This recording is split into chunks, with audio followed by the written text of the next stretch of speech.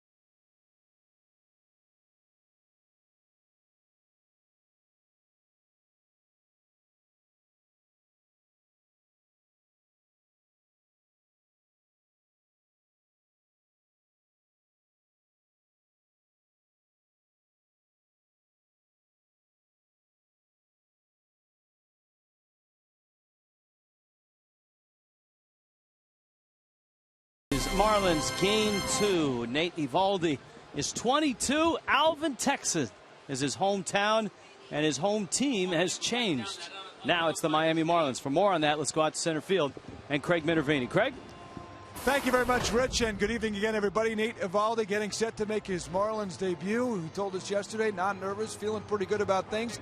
Although it was an adjustment, sad to leave the team that he knew, the Dodgers, the only team at the big league level. Happy to get a start here and a bright future indeed with the Marlins. As you said, 22 years of age, throws hard, right-hander, an 11th round pick acquired in the Hanley deal. We talked with him about his debut yesterday. I like it a lot. I'm excited. It's a beautiful stadium. I like the dimensions a little bit. They're good for pitchers. Yeah, absolutely. Nice pitcher's ballpark. I'm excited. I mean, it was definitely a surprise to me. Everything that I had heard was like I was untradeable and stuff, and they wanted to keep me, so it was definitely a surprise. Now that you're here, what are your goals for the rest of the season? No, make the playoffs. Turn it around and keep battling and throw the ball out there. I like to attack them with my fastball, definitely, but just really finishing them and staying ahead, and then not wasting too many pitches. Eovaldi told me he's never been to Florida for a baseball game, but he has been to the Sunshine State several times. He and his dad like to fish. He's been up to Destin, over in Fort Myers, and down to Key West, and he loves fishing the Florida waters. Tonight he'll try to reel in and hook those Padres, maybe lead the Marlins to a victory here, try to win a series before they head out on the road. Should be interesting to watch his Marlins debut. You'll see it next. Nate Eovaldi on the mound for the Marlins against Ross Ohlendorf and the Padres. Rich, Tommy Niner with the call. See you on the postgame.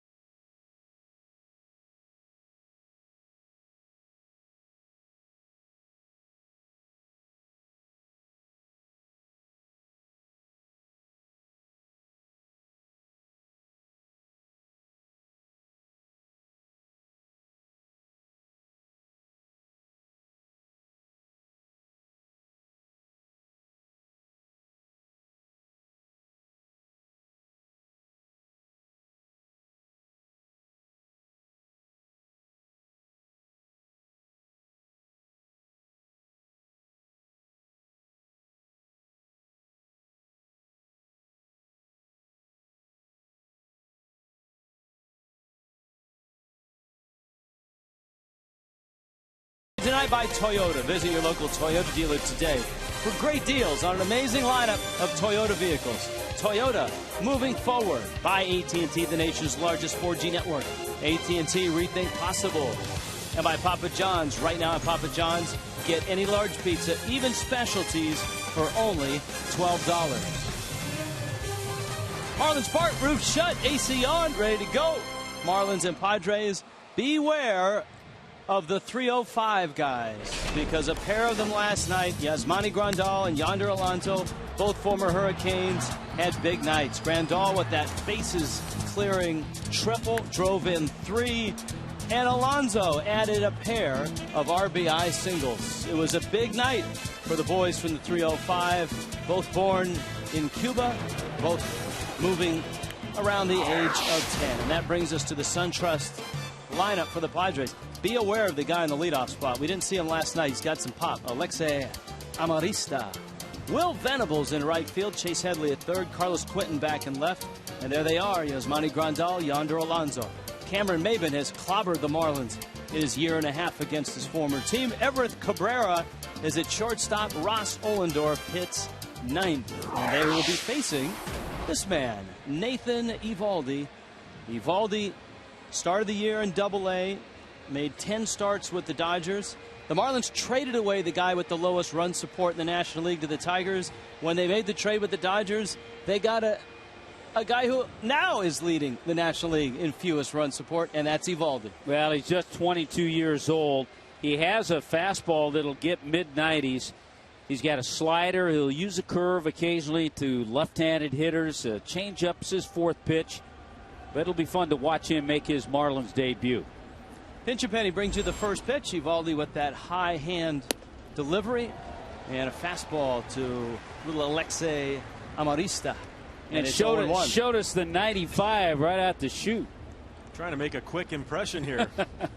Well, when you're raised in Alvin, Texas, I think it's by birthright you got to throw in the 90s. That's the hometown of Nolan Ryan. And a breaking ball or a cutter missed inside. That was at 92. The count's 1-1. I'm sure the adrenaline is flowing a little bit more than normal here tonight. He's trying to impress his new organization, trying to make a good impression on the front office that just traded Hanley Ramirez for him. So I'm sure everything is a little bit more than normal. Over his head, streaking across the diamond is Reyes, and he throws out the fleet-footed Amarista. All right, flip a coin. Who wants defense here? I'll give Niner the Marlins defense. Go ahead. Brought to you by Cleveland Clinic of Florida. Logan Morrison, Justin Ruggiano, Greg Dobbs around the outfield, Solano, Reyes, Bonifacio, Lee in the infield, and Nathan Eovaldi and John Buck, battery mates. I'll take Padres. You got it. All right. The Marlins are scuffling tonight, but we promise you we will bring you entertaining television no matter what. Eovaldi misses up with a fastball. Will Venable, his father Max, of course, a major league veteran, a guy that played in a lot of different spots. And Will has been able to stick it out in the big leagues and has now passed his father in terms of career hits. Eovaldi falls behind at 2-0. I think the thing, Rich, with Nathan Eovaldi is that you have a young pitcher. He certainly wants to make a good first impression. And it's also the first time that he's ever been traded. And in listening to some of the reports from the Dodgers, reading some things, he was a guy that didn't think he was going to get traded. Yeah, you heard his interview. He said he thought he was untradeable is what he had heard. So I'm sure it was a great surprise that they told him he was packing his bags. I think in this day and age, there aren't too many guys that are untradeable. The trading deadline comes down to it, and someone needs a piece. They will trade anybody to get that piece that they think they need. Eovaldi with a fastball that misses up high, and Venable has walked. Now, in the month of July, Eovaldi 1-1 in his 3 starts with a 2.93 ERA. So after getting to the big leagues, he didn't have the best month of June. He was 0-4, the ERA right at 5. But he's put together 3 nice starts, and he's trying to continue that here tonight. He's not faced the Padres, even though obviously the Dodgers and the Padres in the same division. Yeah, perhaps in spring training, but not during the regular season. Good quick move over to first. That's another thing we'll have to watch and scout. How quick is he to the plate? What kind of move does he have to first? I'm sure Padre first base coach Dave Roberts is going to keep a close eye on him. Former Bruin, Dave Roberts. Well, listen to you, Mr. UCLA. Hey, you gotta represent. Headley takes a fastball for a strike at 95 miles an hour.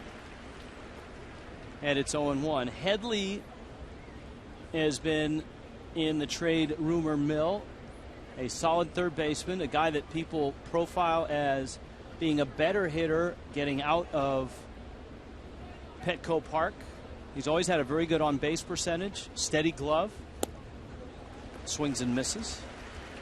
We've seen slider and curveball. We saw a curveball to Amarista And there's a good slider to Headley. And Headley is essentially the same guy from either side of the plate. 264 right-handed, 265 left-handed.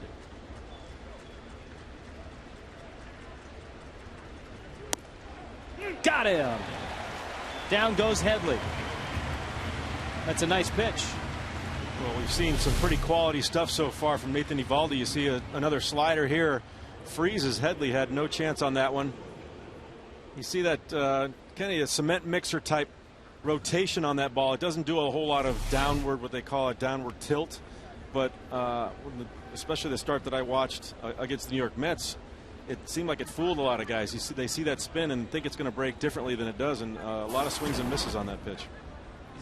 He's got a little wrap in his wrist when you watch him come back to deliver, which sometimes can give a little deception to the hitter. Facing Carlos Quentin now. Quentin was 0 for 3 last night.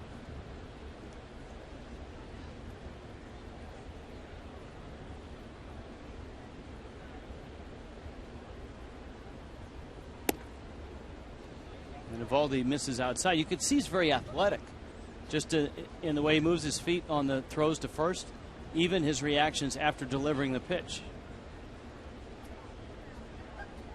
You talk about that deception, Tommy. That's almost more important than stuff sometimes. I know I did, and you probably faced a lot of guys you thought that didn't have that great of stuff, but they hit the ball so well that you took bad swings off of them.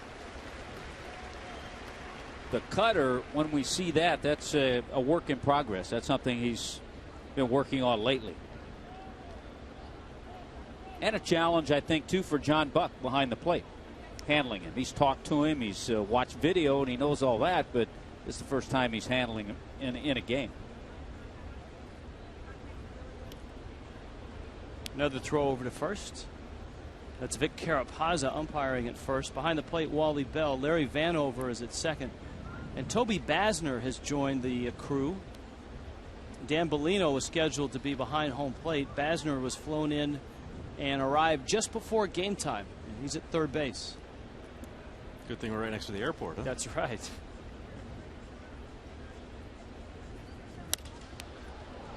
Soft pop-up right field. Out goes Bonifacio, and he's there, and he makes the catch. And Nate Eovaldi has a scoreless inning in the books in his first start as a Marlin.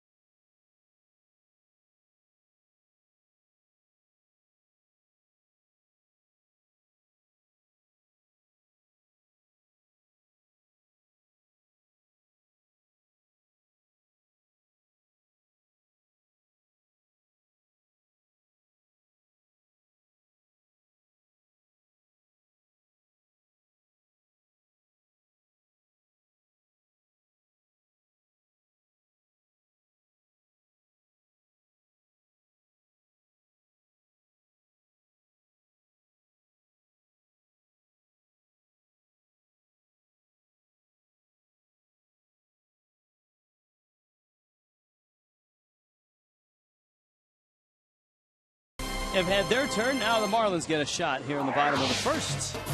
Miami's lineup. The Fish dropped 3 in a row, 8 of 9. SunTrust brings you Emilio Bonifacio, Donovan Solano, Jose Reyes. Carlos Lee hits cleanup. Greg Dobbs getting the start in right. He hits 5th. Justin Ruggiano slotted 6th. Logan Morrison moving down to the 7th spot. There's John Buck hitting 8th, and Eovaldi will hit 9th. Tell you what, the last time that Ross Ohlendorf faced the Marlins was last year in September at PNC Park in Pittsburgh, and he went 2 innings, gave up 10 hits and 6 runs. He's not overpowering, a little slider along with a fastball, a few changeups to go along with that. He's made a little tweak in his delivery, holding his hands up a little higher, a little bit of a twist, and as a result, his last 2 starts have been really good. So even a 29-year-old from Princeton makes some adjustments. Fastball moves away from Bonifacio, and it counts 1-1. Emilio 1 for 4 last night with a caught stealing. Solano and Reyes up here in the first. Ohlendorf tries to come in. It's 2-1. You're talking about the 305 and the Grandal. That delayed steal last night by Bonifacio really fooled the middle infielders, but Grandal put the ball right on the bag, and basically Bonifacio slid right into it. Yeah, he threw to the bag because second baseman was a little late in getting there. I asked John Buck, who is now Grandal's backup, I said, what do you think of Grandal? Or excuse me, John Baker. I said, what do you think of Grandal? And he said, he is an all-star. He will be an all-star. And I think if I asked John Buck the same thing, he might concur. As we know, if you ask John Baker anything, he's going to give you an answer. Yes, he is. And a detailed one at that. We'll probably see Bake in the lineup tomorrow, the day game. 2-2. Bonifacio trying to get on. Ohlendorf trying to get the leadoff man out. Outfield shallow and towards left center. And Ohlendorf buries a changeup. 3-2 the count. Well, if the Marlins aren't able to create a lot of offense in the bottom of their order, it would behoove them to start getting back on base and stealing and causing as much havoc as they can. And Bonifacio draws the walk. And that's a nice first step. Let's scout Ross Ohlendorf, who turns 30 in about a week. Yeah, so maybe his last outing as a 29-year-old. Good sink to his fastball. Lots of strikes generally. Scouting report brought to you by Coventry Healthcare. We talked about his Princeton background, and we'll get into his internship in Washington, D.C. and all of that. Can't wait.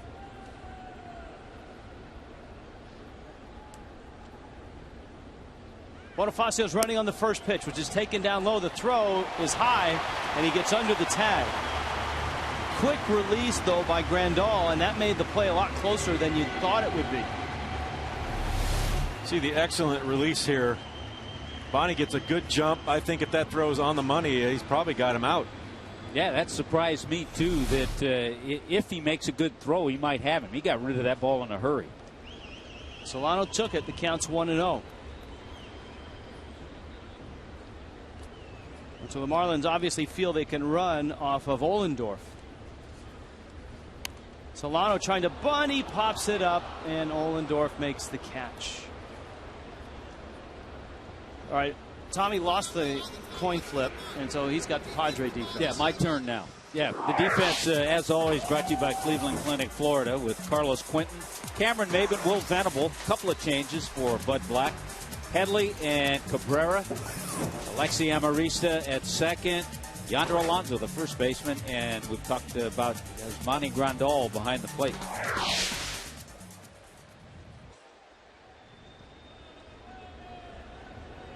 So now Reyes with the 14-game streak, and Ohlendorf aware that since the Marlins were unable to bunt Bonifacio to third, he might have designs on stealing third. It's a little tougher with the shortstop Cabrera right behind him. He really can't get too much of a lead. And it's a little easier for the catcher, Grandal, to make that throw with a left-handed batter. He's got a clear shot at third base.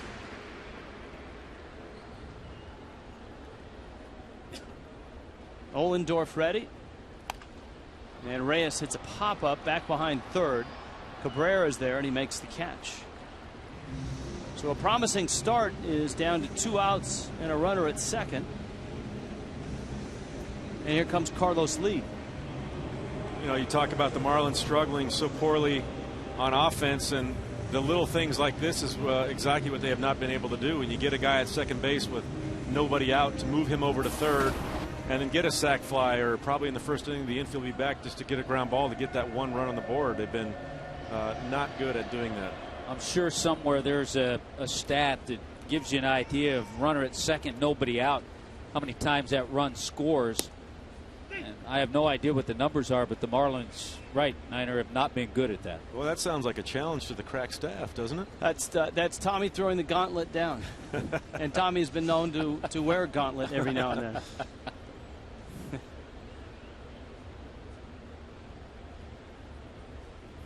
Carlos Lee swings and misses, and quickly it's 0-2. You didn't realize, Rich, that Ollendorf and El Caballo have a little in common. Ollendorf has a cattle ranch outside Austin, Texas. Not as big as Carlos Lee's cattle ranch, but both are in the business. Well, the Department of Agriculture is where Ollendorf did his internship in Washington, D.C., so that's right up his alley.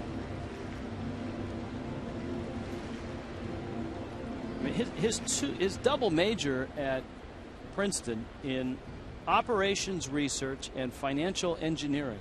Excuse me? Is that what you went after at UCLA? I was thinking about going down that path, but I decided on racquetball and baseball instead.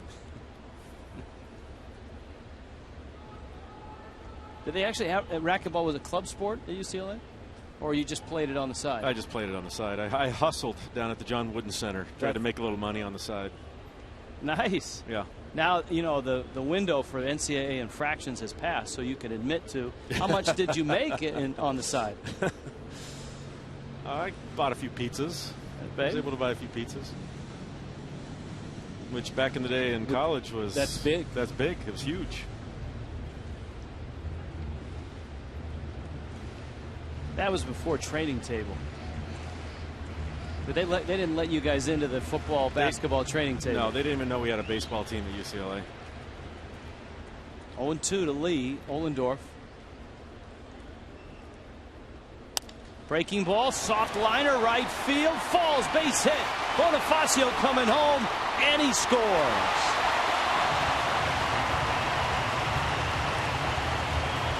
A 300 hitter this year with runners in scoring position is Carlos Lee with his time in Houston and here in Miami. I would think they would be second guessing this pitch. A breaking ball, even though it was a pretty good one. A lot of pitchers we've seen, when they get Carlos Lee 2 strikes, they'll try to really bust him hard inside. They went away, good pitch, and he just stayed with it, and that's why he's driven in 100 runs so many times in his career. We've seen almost that exact same pitch, him come through with guys on second base, 2 outs. When the Marlins really need a big hit, he's come through a few times on balls that are out of the strike zone. Good piece of hitting. Greg Dobbs now. Dobbs getting a start in right field and hitting 5th. And he takes ball 1. I think you'll see Dobbs at third base a little bit. Donnie Murphy is here. He may get a start every now and then. How about Donnie Murphy's numbers down in AAA when 13 home runs and 106 at-bats? Yeah, Donnie Murphy, and a lot of people say, well, Donnie Murphy's back. Why is he back? Well, he's back because he played his way back. He earned it.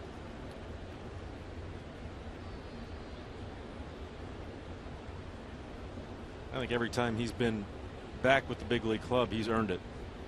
He goes down and does not pout about being sent down, does his work, plays hard. And the organization appreciates that attitude. Dobbs now with the count 1-2. Miami with a run here in the first. Remember the Marlins last night got 2 in the 4th and were cruising behind Carlos Zambrano before it all went sideways on him in the 6th. And that's when the Padres jumped Zambrano for 5 runs, knocked him out of the game, won the game 7-2.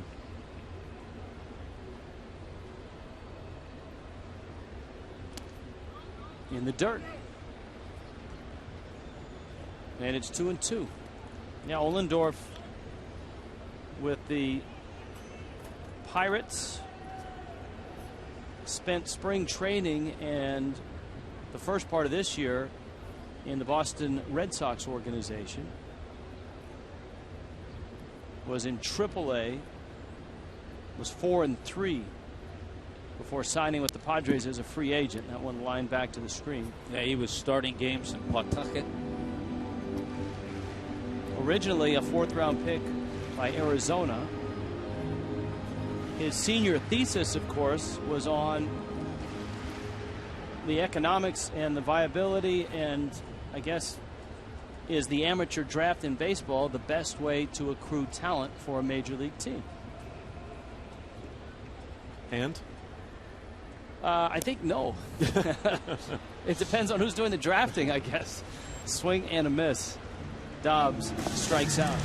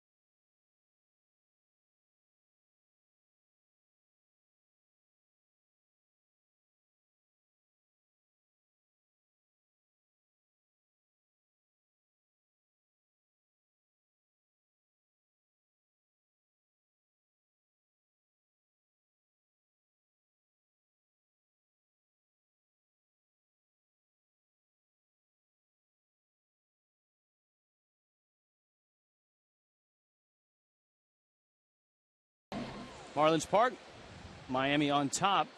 It's a 1-0 lead in our Coventry second inning. Nathan Eovaldi gets Yasmani Grandal, Yonder Alonso, and Cameron Maben. We're talking about Nathan Eovaldi growing up in Alvin, Texas. As all good Texans, they either go to the University of Texas or Texas A&M. He was on his way to Texas A&M before he was drafted and signed by the Dodgers. And Grandal goes after a first pitch and he fouls it off. Grandal had the big hit last night, and that was the 3-run triple off of Zambrano, the last guy he faced. It was just over the head of Justin Ruggiano, who may have taken a false step forward, and it may have been fatal. The ball sailed over his head all the way to the very corner out there in center field. This time Ruggiano coming into his right. Morrison's there, and Ruggiano steps in front of him and makes the catch. So an adventurous out, number 1. Now, John Buck has not caught Nathan Eovaldi. Randy St. Clair hasn't worked with Nathan Eovaldi much. So how do they get a book on the kid? Here's John Buck all mic'd up last night.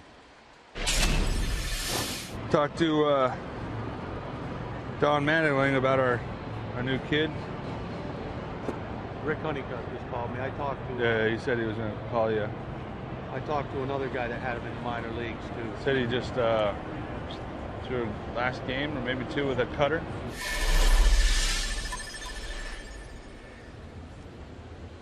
It's good stuff, and it's I think for many fans it's fascinating to hear how baseball teams, coaches, the network of guys that know each other. Yeah, Rick Honeycutt, the pitching coach with the Dodgers, talking to Randy St. Clair. Eovaldi's fastball gets in on Grandal. It's a small circle. Everybody can get a hold of somebody who's seen the kid pitch. It's like a big fraternity, and at some point, if you've been in the game long enough, especially in the minor leagues, you've played against a number of these guys on other teams, played with them if you've played with a few different organizations. So, you know, like you said, there's always someone you can call. Eovaldi hung that one, and Grandal just punished it to right field. Yasmani Grandal just keeps hitting. Or excuse me, Yonder Alonso punished. I've got my 305s mixed up. Yeah. Alonso hammers it off the wall in right. Alonso, we talked about it last night. That series in San Diego was 6 for 15. He had a couple of hits last night, so he's 9 for 21 now against the Marlins. But yeah, he took care of a hanger pretty well. You saw that rotation on the slider. When you get it up in the zone like that, there's not much drop on it, and he hammered that one. He is now 12 for 25 against Miami pitching. He's got 24 doubles on the season. And here's Maben. Takes a fastball for a strike. By the way, Niner, if Rich makes another mistake like that, just give him a backhand. Oh, would you? I've got a good one. That's right. That's all that time down at the Wooden Center playing racquetball. It's the only Bruin pitcher to be sponsored by Echelon in his. I'm very impressed you knew that name. Echelon. Very nice. It's 1-1. Well, Rich is part of that racket club. A little bigger racket. No, when I was a college baseball player, my summer job, I worked at a racquetball club because they had weights. They had the new Nautilus machines. Oof. And our coaches wanted us to bulk up.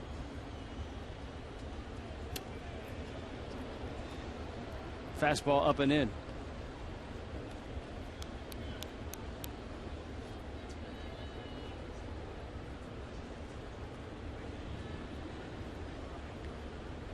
So I had to pick up plenty of those little blue Echelon balls that blew up from guys like you that had, you know, the 120-mile-an-hour forehands or whatever they are.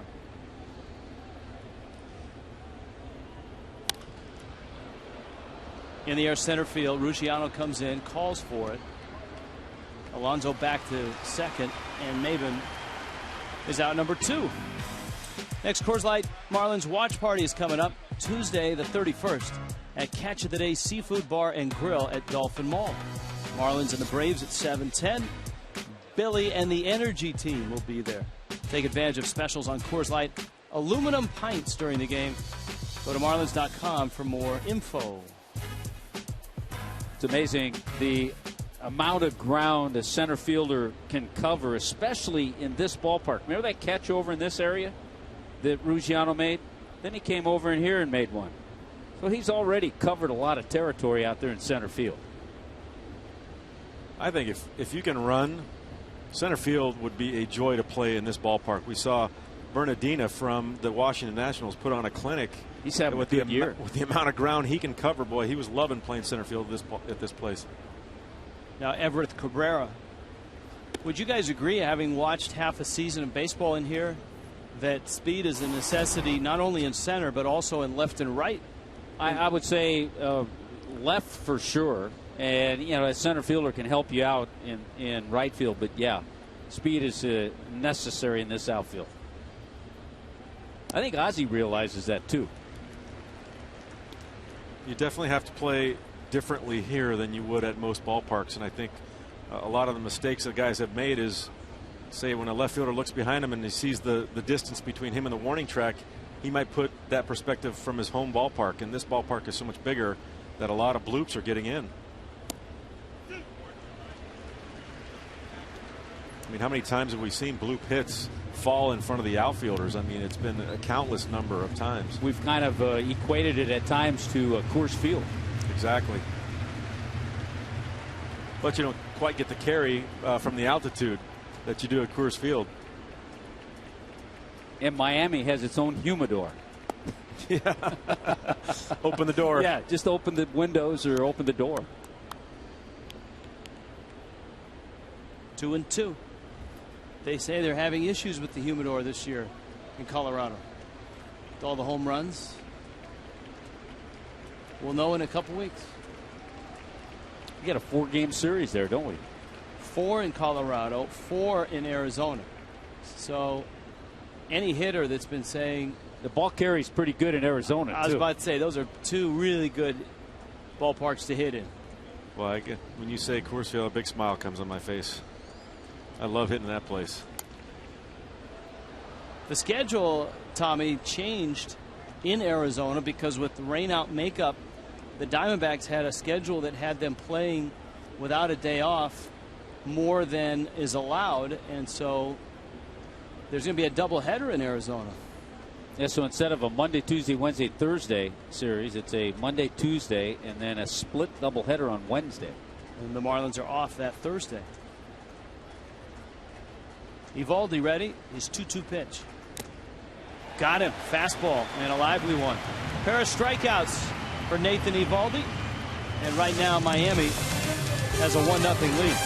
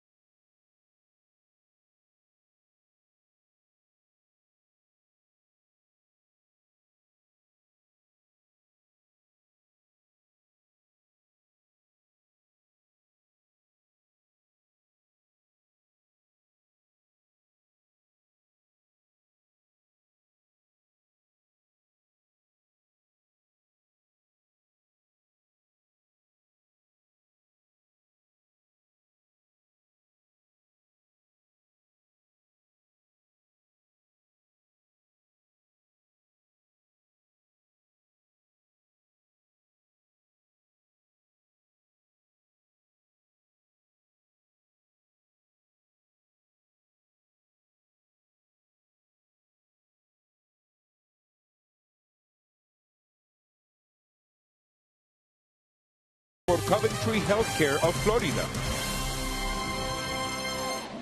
In Miami tonight, Marlins and Padres. 1-0. Miami on top. All decked out in the new gear. Justin Ruggiano, Logan Morrison, and John Buck against Ross Ohlendorf. We enter the bottom of the second. You want some? All right.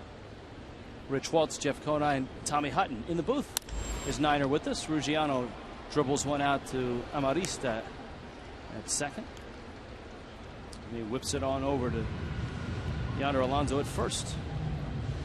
I think this is an excellent time for the Marlins.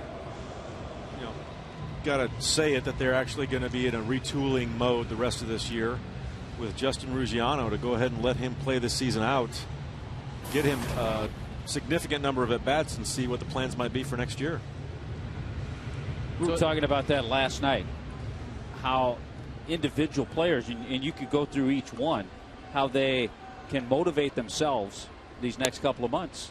And everybody has a reason and a plan. You know, and this is the most difficult time a player goes through when your team is basically playing for nothing as far as games that, you know, are hopefully getting you to the postseason. You do start have to think about a little bit more personal goals and things like that, what you want to work on, what you want to improve on. Instead of sacrificing that guy over to help the team win, you might want to try to drive a ball out of the ballpark. Or here's the 1-1 pitch. I would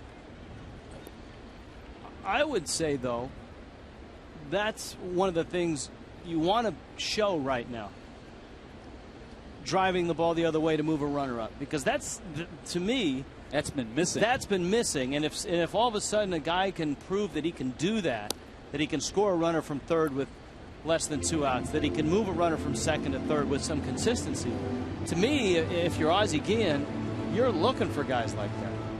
But I hear you. You have to.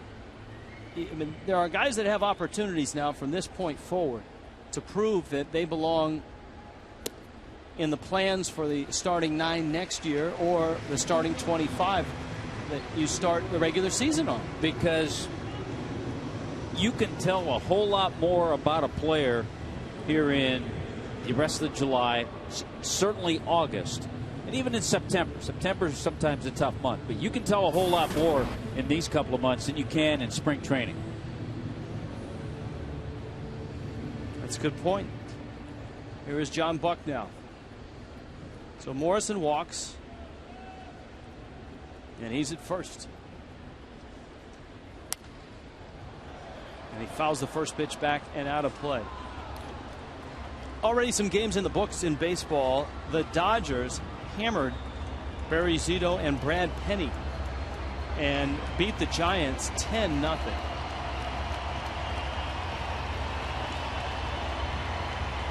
And so Los Angeles draws closer in the West. The Dodgers are a game back of the Giants.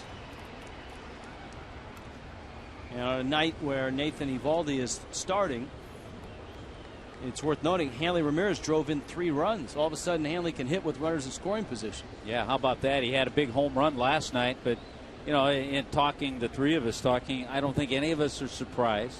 The question is, why didn't he have that focus and drive when he was here?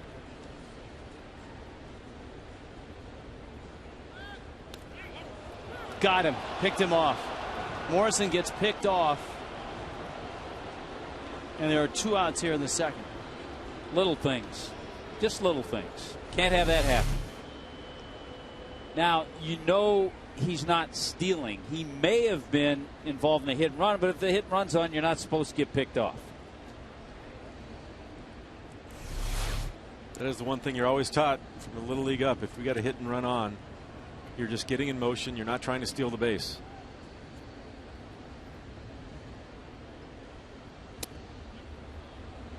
A couple of guys that have really struggled. Logan Morrison 0 for 14. John Buck 0 for his last 16.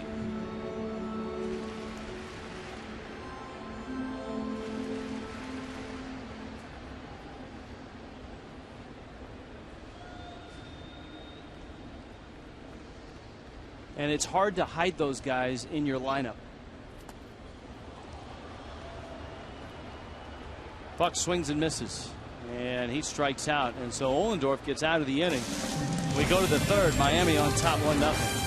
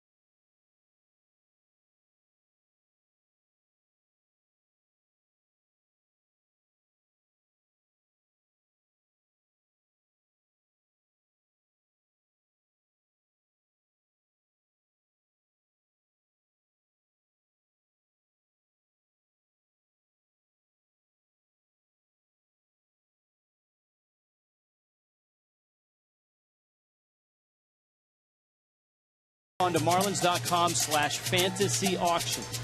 We are having it this year in the Clevelander. A single ticket for $150. You get to hang out in the Clevelander all night.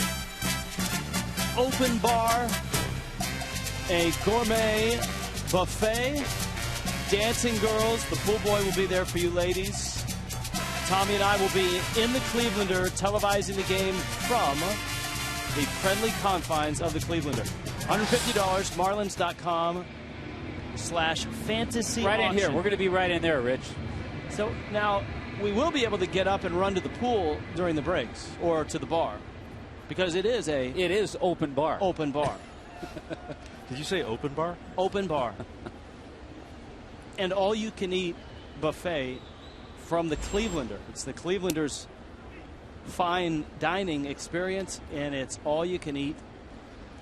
It's open bar. It's dancing girls. It's a pool boy. It's Rich and Tommy. It's the fantasy auction. It's always one of the best nights of the year. We always raise a terrific amount of money with incredible experiences. The 0-2 pitch.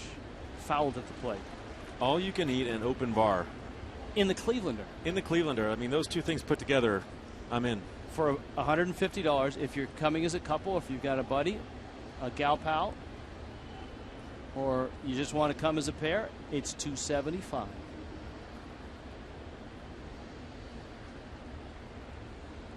Here's an 0-2. And a swing and a miss. Boy, you know what I like there? The way Nathan Eovaldi went right after Ohlendorf, the pitcher. He didn't mess around. He just said, here it comes, see what you can do with it, and put him away. Since he's the new guy, he's our Cholula Hot Sauce Spotlight player. Houston, raised in Alvin, Texas. Had Tommy John surgery as a high school junior. And he was the big piece that came back in the Hanley Ramirez trade. It's worth noting, as he works now on Alexei Amarista, that Anibal Sanchez started today for the Tigers, and he gave up 5 runs, including 3 homers, in a loss, a 5-1 loss in Toronto. So his first start as a Detroit Tiger didn't go as well as he would have liked. Omar Infante 0 for 3 in that ball game. He's off to a slow start. You talk about, we heard John Buck say something about that cutter. He's been the last couple games. Look at the way this thing breaks in. You see the spin on it. He really had to try and pinch his hands off to get the barrel on the ball, and he ends up popping that ball up at 93 miles an hour. That's a very effective pitch. 97. 97. That's the hardest that we've seen him throw. We also got reports on his makeup being excellent. Up the middle into center field, the base hit. Venable has been on base twice, a walk and a single. Second hit that Eovaldi has given up. This copyright telecast presented by the authority of the Miami Marlins may not be reproduced or retransmitted in any form, and the accounts and descriptions of this game may not be disseminated without the express written consent of the Miami Marlins. What does that mean to you, Tommy, makeup, when you have a scout say a guy's got good makeup? Tells me he respects the game. He knows what it's about. He knows what his job is. He can handle things. He can make adjustments. He's not going to be overwhelmed. Does it mean that he shops at the Mac store? That's good makeup. I actually think there probably isn't enough of scouts delving into that and finding out more about the makeup of kids before they make a trade for somebody or before they draft somebody.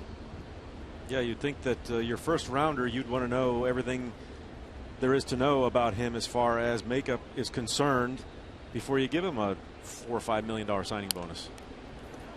And one of the hardest things to do, especially with a high school player, is find out how they react to adversity, because many of them have dominated at the high school level and haven't faced adversity. Yeah, I've talked to scouts, and they love it when they go to scout, let's say, a high school kid, and he gets hit around a little bit, let's say a pitcher, because they want to see how he handles it. Chase Headley right now with Venable at first. Eovaldi to the plate. They'll look and see. Delayed steal. Buck's throw sails into center field. And Venable reaches third. Boy, that was such a great delayed steal. It caught me in mid-sentence. That's why it was so good. And it certainly caught John Buck in the Marlins infield. Everybody's standing. We've seen Bonifacio pull this off so many times. And Venable with a perfect delayed steal here. You know, Reyes was in the vicinity. But that's a great time to do it. When you've got a left-handed hitter that screens the catcher, and you don't have an alert bench or anyone in the middle infield. You got to have somebody yelling to help you out. That's not all on John Buck. Ground ball, Lee over to get it. And Eovaldi, a scoreless third. So the Padres don't have a run. Miami's got one.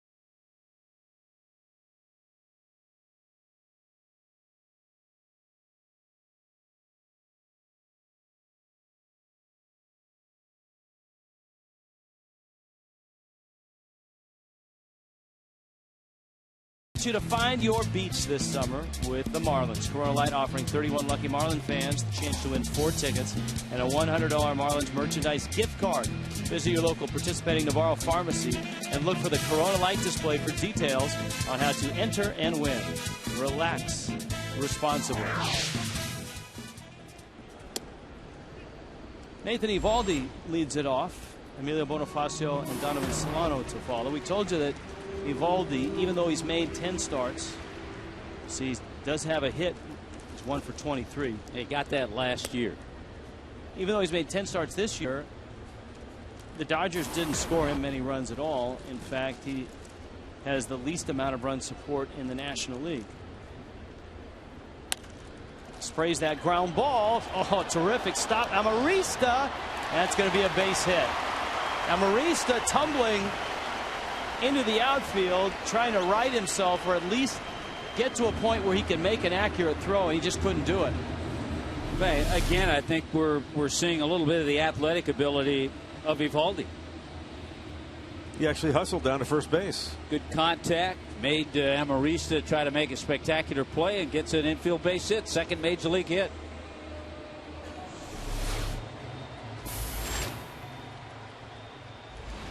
So he's at first, and here's Bonifacio with Solano behind him.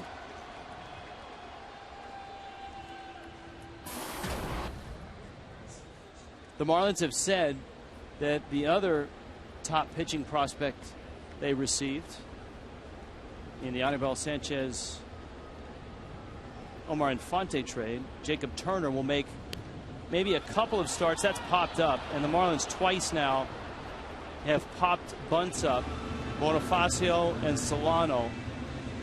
You just can't do that. For a team that's struggling to score runs, you just can't have that. 2 failed bunts and a pickoff already. Yeah, when you're lacking some offensive punch, all those little things have to be done. Well, but Jacob Turner going to make a couple of starts. That's what we were told. And expect to see him ready to go. The Marlins have that doubleheader. Hey, with a couple of doubleheaders coming up, you would expect that we could see Jacob Turner. I think the reason the Marlins made those deals were the ceiling potential of both these starting pitchers. They're both slotted, or what the scouts say, possible number 2 starters or possible number 3 starters in the big leagues. And boy, wasn't that a nice commodity to have when you can put 2 guys that'll slot 2 and 3 in your rotation.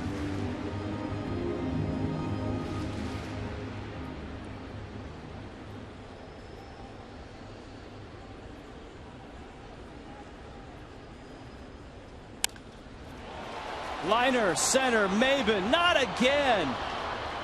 Every night, every game that Cameron Maben plays against the Marlins, he makes a sliding catch to rob someone of extra bases.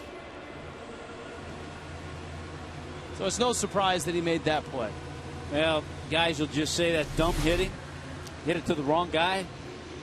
Try somebody else. You know that guy's going to track it down. Yeah. Now he's one of those guys that I'm sure really enjoys playing this center field. As you know, Petco Park is no slouch as far as acreage of grass out in center field. Hey, you know, you play in that National League West. You've got Petco, you've got Coors Field, you've got San Francisco. San Francisco's big as well.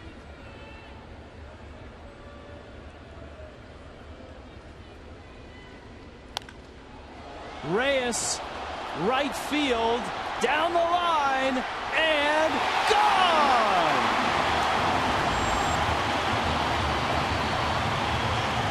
Two-run shot.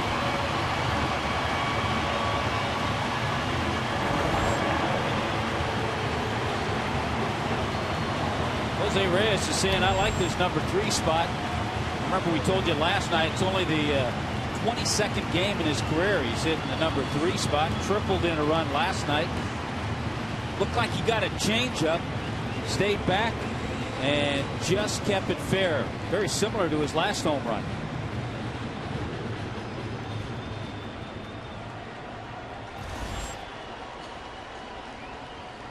Carlos Lee, a line drive into right field.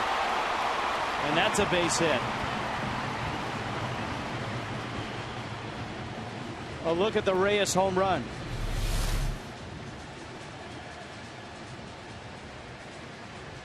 Boy, what a great swing. Got around that ball. Like you said, probably a changeup. He's watching it to make sure it was fair.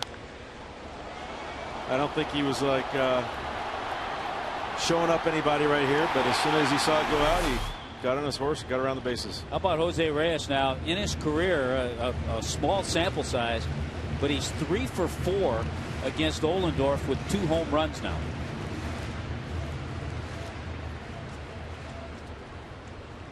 That trademark smile of his, he's always beaming from ear to ear. Fun guy to be around. Dobbs lines it to left, especially when he's hitting 2-run homers like that. Just like that, Miami's got a 3-0 lead. Jose Reyes, 7th of the season, 2nd on this homestand.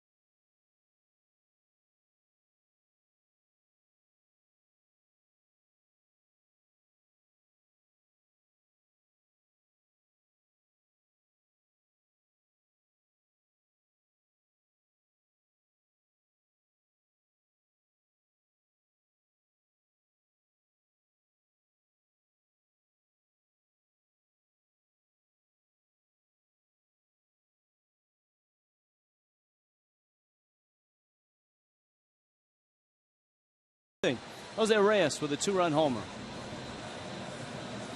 Trivia time. AT&T, which Padre executive appeared in an Oscar-winning movie? Padre executive, Oscar-winning movie. Would it be, well, Josh Burns is the GM.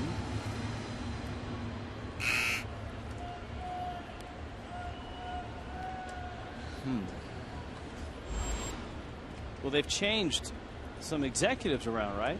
Yeah, they have. Now, thank you. Tommy, one of the executives that may be on his way out as Evaldi hits Carlos Quentin used to be your agent, Jeff Morad. And as a former agent, he may have appeared in that movie. So you're right. We got it. But he's kind of on his way out. All right, so let's name the movie. What was, the Tom Cruise Show Me the Money? Jerry Maguire. Jerry Maguire? Wow. You guys belong in Princeton. Yeah, right. With Ohlendorf? Don't think so.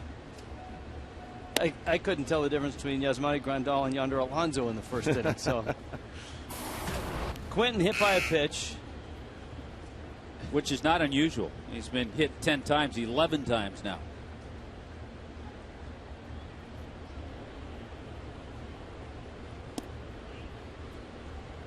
So the Padres have a Princeton guy and a Stanford guy in the starting 9, right? Carlos Quentin's a Stanford guy.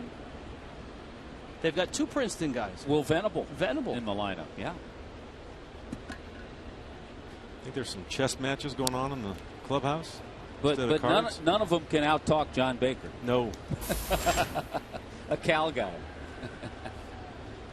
That's a good point. The most runs Nathan Evaldi got in any game this year by the Dodgers when he was pitching for LA was 4. He's already received 3 tonight. Breaking ball misses inside to Grandal.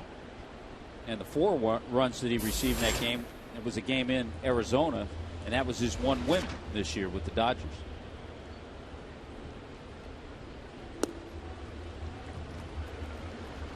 Well, a hit batter and a walk. And Evaldi trying to collect himself as John Buck and Carlos Lee converge on the mound.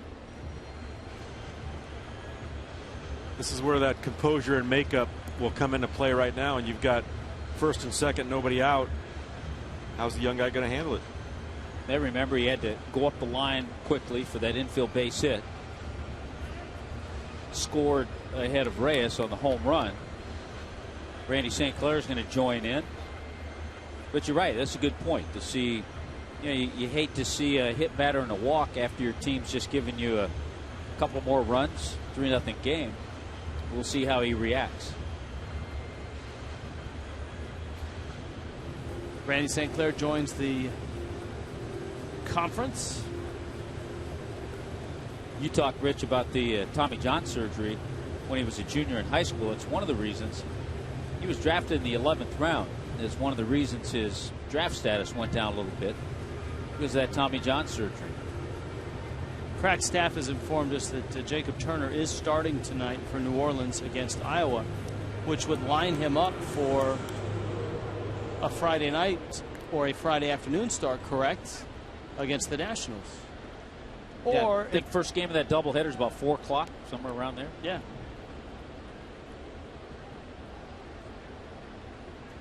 The Braves have made an adjustment to their rotation as well. Here's Evaldi now, big at bat. Yonder Alonso doubled back in the second. Chris Medlin is going to replace Jair Jurgens in the Braves rotation, and he will start Tuesday night against the Marlins. Remember, in 2010, Medlin was terrific early. He was terrific here the other night. He was 5-0 in 14 starts, and then he missed most of the end of the season with the Tommy John surgery back in 2010. And Medlin went 3 shutout innings the other night against the Marlins.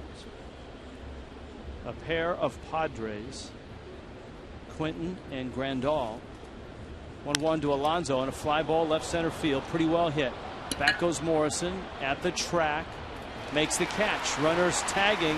It's Quinton at second, and he'll hustle on into third.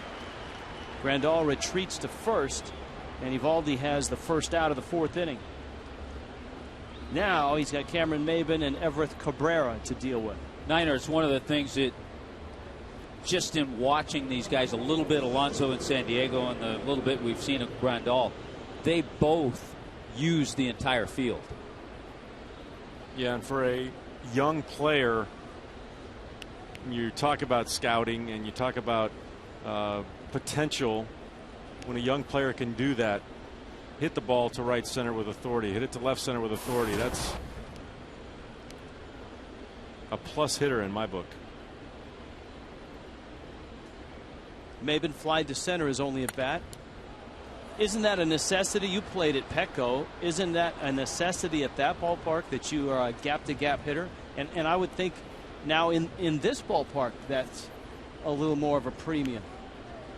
It definitely is. You're not going to hit many balls out of either of those ballpark if you're not a big-time power hitter like a Giancarlo Stanton or something along that order. So to be able to hit gaps and extra base hits is a premium in ballparks like this. Alonso's got 24 doubles this year. There's a look at Carlos Quinton. Grandal is over at first.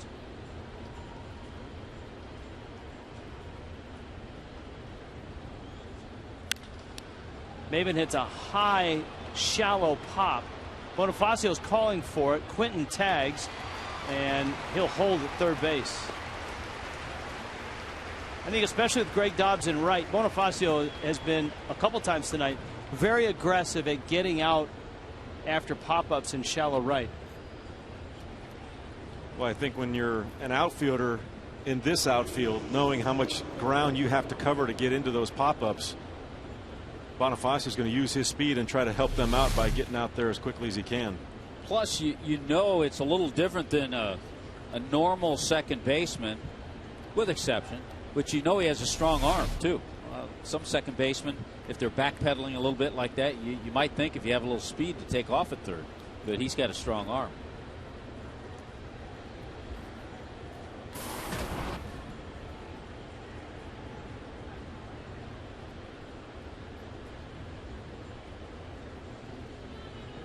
Now Cabrera, Evaldi.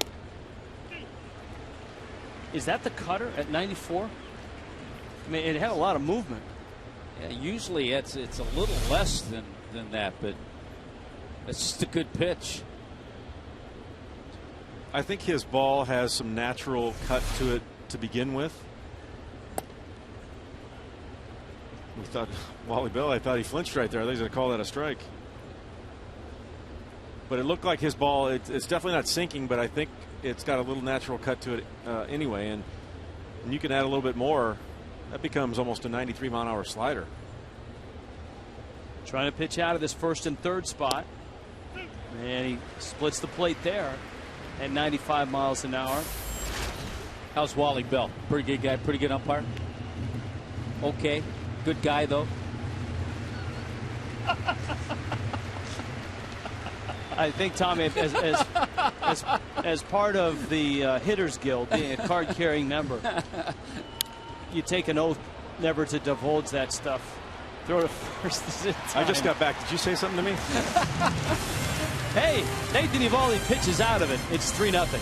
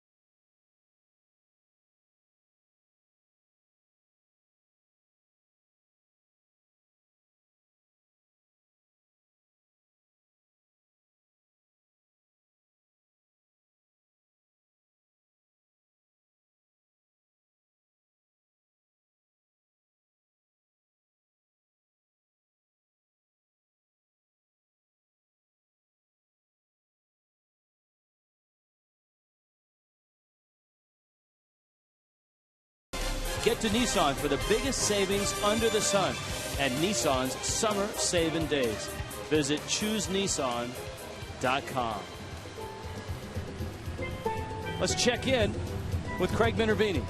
Hey, Rich, it's always neat to meet your hero in life. For Ozzie Guillen, though, it's become more than that over the years. Davey Concepcion, the great shortstop for the Cincinnati Reds, the Big Red Machine, was Ozzie's hero. You're both from Venezuela, and it must be neat for you to have a neat relationship with Ozzie these days. Oh, I always have a good relation with Ozzie.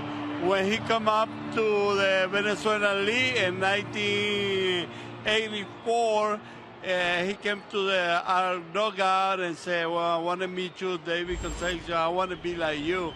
And he did. He came to the big league in 1985, and he was Rookie of the Year. And a lot of people, I'm sure, came up to you in Venezuela saying, I want to be like you, but few were able to try and follow in your footsteps. Well, Vizquel did the same thing, and now it's a lot of shortstop that were number 13, because Ozzie did, Vizquel did, and the new guys were number 13 because Ozzie and Vizquel. And you got a Miami Marlins jersey with number 13 on it today, and you threw out the first pitch to Ozzie. It was a nice strike. Why did you pick number 13 yourself? Well, when I came to Cincinnati, number 11 was taken. You know, Luis Aparicio was number 11. Hal McRae, who had it? Hal McRae got number 11. Yeah. And then I asked for number 17. The Carrasquer was 17. And somebody has it. So my mother, I said, well, my mother born 1913. So why I not wear number 13? And I told Sparky, you know, if you wear number 13, he said, I don't care what number you wear. Only I want you to go out there and feel the ball, play good game, and do something for the team. Well, you did a lot for the team. Nice touching base with you, Davey, and always good to see you. You look great. Well, thank you very much. All right, the great Davey Concepcion. Guys, let's go back to you. All right, thank you. Justin Ruggiano has bounced out. Logan Morrison steps to the plate. Morrison walked and then was picked off first. Back in the second, Ross Ohlendorf delivers. And that one is popped foul and out of play. And the count's 0-1. It is, of course, Venezuelan Heritage Night. And so to have a Venezuelan legend like Davey Concepcion in the house is pretty cool. Boy, it's fun to play against that Big Red Machine. You know, you dealt with Pete Rose and Tony Perez and Johnny Bench, but then you had to deal with Davey Concepcion, who had over 2,000 base hits and play Gold Glove shortstop. Well, that's a deep lineup. Concepcion was the guy that perfected the one-hop throw on the turf from shortstop. Yes, he did.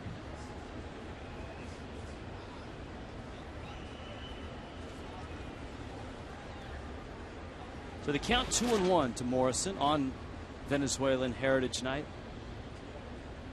I don't know about you guys, but I'm getting hungry. Something smells great. That's because the Pana Cafe, which just opened here at Marlins Park with Venezuelan treats, has delivered treats. I've got a cachito here. Tres cachitos. I've got tequeños here. I have some arepas. Arepas, yeah. And Venezuelan hot dogs. Venezuelan hot dogs. Yeah. We don't have to use our Spanish accent on that one. We got the flag, the Venezuelan flag. It's too bad Bob Costas isn't here to enjoy these with us. I've got empanadas. I actually, when they opened this, and this is down in the Taste of Miami, down in the corner, in the left field corner. I wandered down there the other night, and I bought some empanadas. I had a spinach empanada. And I'm the only one eating. Very good. Wow, you're breaking into it already. This is good. They have one of these in Weston as well. Do they really? They do. And you stop in and pick up an occasional... occasional tequeño. Nice. Let me recommend the tequeño. Swing and a miss. See, the analysts can eat. We still have to answer trivia, officially obligated to do so before we fill our mouths with Venezuelan treats. Which Padre executive appeared in an Oscar-winning movie? Well, I think you were correct in Jeff Morad. as himself and Jerry Maguire, 1996.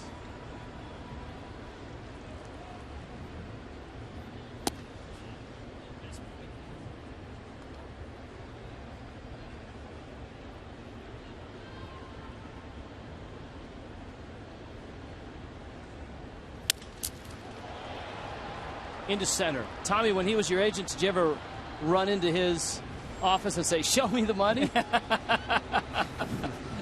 He said, "You take what you're going to get." Back after this sports injury prevention message from Cleveland Clinic, Florida. Dig in, boys.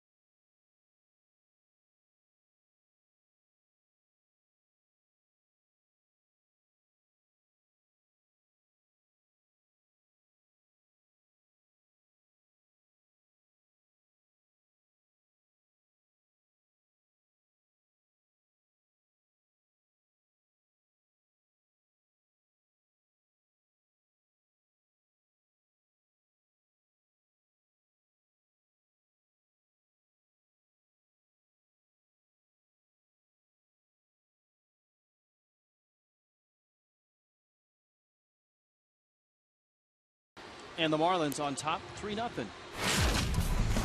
Time for the Just for Men Auto Stop Foolproof Stats. One of the 305s, Yonder Alonso. Since the 28th, Padres are 8-0 in games that he has 2 or more hits.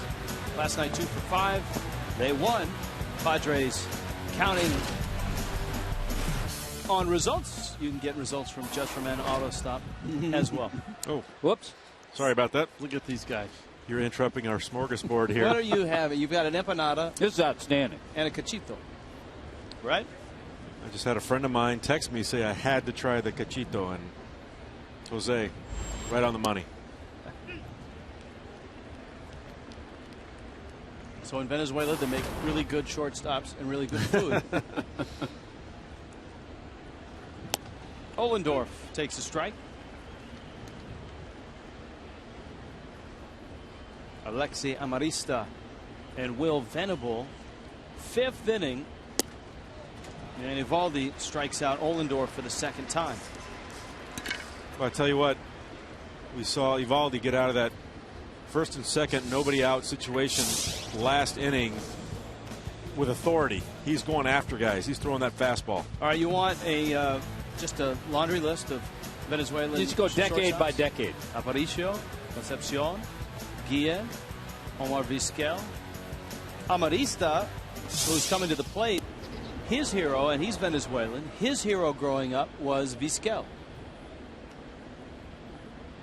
Well, if you're a young kid in Venezuela and you're a middle infielder, one of those guys is going to be your hero. Some pretty good ones to choose from. Yeah. And there's some guys not on that list. Alex Gonzalez, a Venezuelan shortstop. Which for me is one of the biggest crimes I've ever witnessed in my playing career, is him not having a Gold Glove. Probably the best hands of any shortstop I've ever seen. And you'll hear a lot of Venezuelan shortstops tell you that. Ozzie Guillen will tell you that. Yes. All the work he put in, not only natural ability, but the work he put in, the time he put in with Perry Hill. Used to be fun watching Alex and Luis Castillo during infield drills, some of the stuff they'd do. During the strike in 1994, I got permission from the Players Association to go to Instructional League and work on playing third base because we had no third baseman at the time. This is before we signed Terry Pendleton. And I got to see. Backhanded Bonifacio. That's a sweet play. Very sweet play by Emilio Bonifacio to get a fast man in Amarista. I got to see a very young, look at this play by Bonifacio. And people probably don't remember that Bonifacio came up as a second baseman. So it's a natural position for him, and he's taken back to it very easily. He'll say too, when you talk to him, he'll say that's the favorite place for him to be. Here's Will Venable. Let's see if he makes it out before Niner can finish his story. There you go. Up. Or before I can finish the empanada. Get your hands off my empanada. Who was the young guy that you got to see play? Well, I saw both those guys, Castillo and Gonzalez, up the middle, and when before they made it to the major leagues, and the range and the stuff they did as young players was, to this day, I don't think I've ever seen anything like it. And we've talked often about that just tremendous defensive infield in 03 with Mike Lowell at one corner and then Derek Lee over at the other. And those guys up the middle, Yeah. I mean, I don't think you can get a better infield than that. And there's the crime in that 3 of the 4 of that infield won Gold Gloves in their career. Not all that year.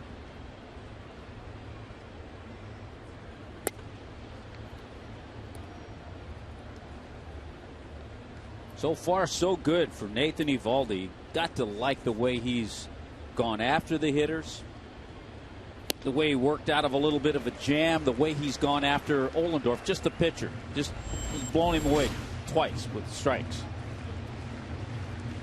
Saw last inning with the first and second situation, he was just rearing back and throwing good hard fastballs.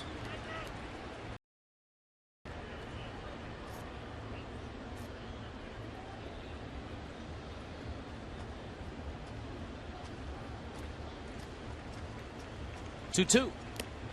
Got him. Eovaldi has struck out 5, and he has shut down the Padres through 5.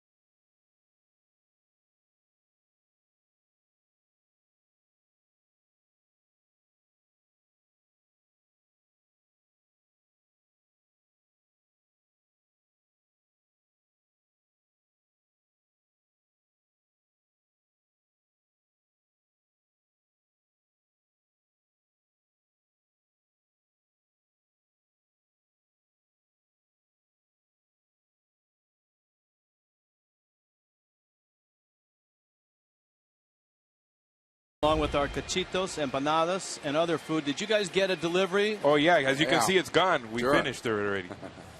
It's gone. No more. Nice. The Pana Cafe down at the Taste of Miami. Very good, for example. And they're, as I said it, Cookie and Raul, Venezuela makes great food and great shortstops. Absolutely. 4 of them, so far that has been outstanding. And I think that most of them, really do deserve to be in the Hall of Fame. Who was the first? Wasn't Chico Carrasquel before? Yes, with Cleveland. Yeah, that's right. Absolutely. He was kind of the first Venezuelan shortstop to really make a mark in the big leagues, right? No doubt. He led the league in hitting, too. So when he played shortstop for the Cleveland Indians. And yes. Cookie, you saw Aparicio a lot. Yes, sir. I sure did. Played against him and saw him many, many times in Venezuela. Who does Aparicio compare to of all the modern-day Venezuelan shortstops that we've seen? Anybody? Well, those four that we, they're all different styles. Para mí, Omar Vizquel is one of the best. There's no question about that. What he has done, as long as he has done it, and the way that he has kept himself in shape, it's amazing. No doubt about it. Yossi was good shortstop, but, I don't think in the category of Vizquel or Luis Aparicio. So it was just different eras, compared now to the new ones coming up. Then it's going to be a hard decision, but when you look at the numbers of Vizquel, my God, he deserves to be in the Hall. Ross Ollendorf facing Emilio Bonifacio. Because then you got to a point, Cookie, where years and years ago the shortstop was always a small guy, maybe didn't hit for much power, but then you got to the Cal Ripken part where the shortstop became a guy who hit home runs. That is exactly right. If you had good defense at shortstop and you hit 240, 250, you could probably be playing in those years. What about Jose Reyes with all his home runs this month?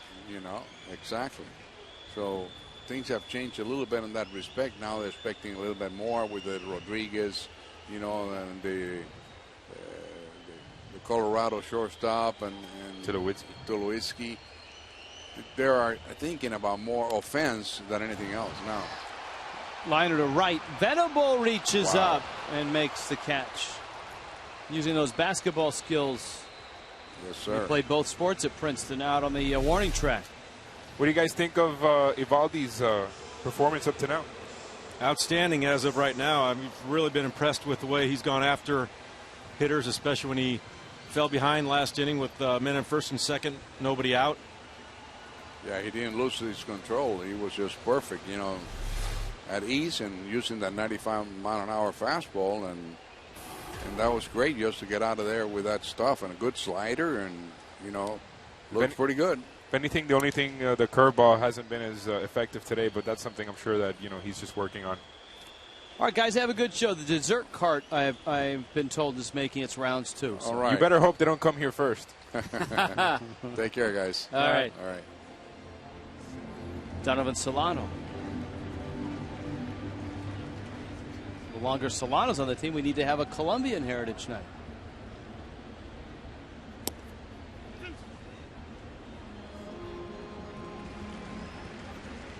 Donovan will see his brother Jonathan in Washington. As Evaldi getting ready for the 6th. Slow tapper out towards short. Cabrera on the run, just gets him. Inning over, 1-2-3 inning for Ross Ollendorf.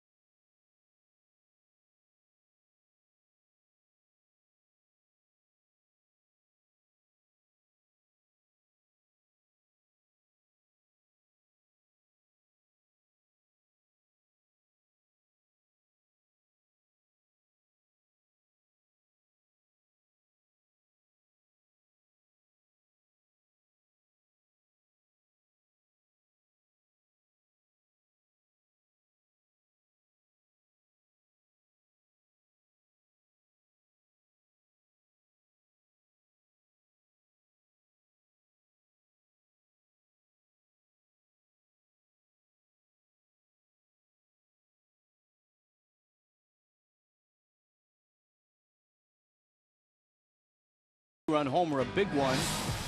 Single game tickets on sale for this inaugural season of Marlins baseball at Marlins Park. Go to marlins.com, see the latest dynamic prices, choose your seats, pick up single game garage parking passes, and you can print it all from the comfort of your home or office.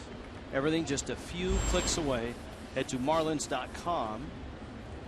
Pretty soon we'll have our pledge packs for sale for the fantasy auction. Where do you guys get a load of what's in the pledge packs this year? Some great stuff this year. From Fox Sports Florida, you've got an MLB on Fox cap. Those are hard to get. A Fox Sports Florida t-shirt as well. From MLB Network, an MLB Network New Era cap. Dick Stockton's favorite, the New Era cap. 1-1 pitch coming from Eovaldi. Ties him up. Good run on that fastball. You've got a Josh Johnson bobblehead in the pledge packs. Those are, if you weren't here for Josh Johnson bobblehead night, those are not easy to get. A Emilio Bonifacio Loviste t-shirt in the pledge pack. Nice to add to your collection. A Tommy Bahama beach towel in the pledge pack. And to finish it off, the coup de grace. A Giancarlo Stanton signed, authenticated baseball. Sounds like a winner to me. And the pledge packs will be on sale shortly. That Giancarlo autographed baseball, that's one of those things that's just going to continue to increase in value.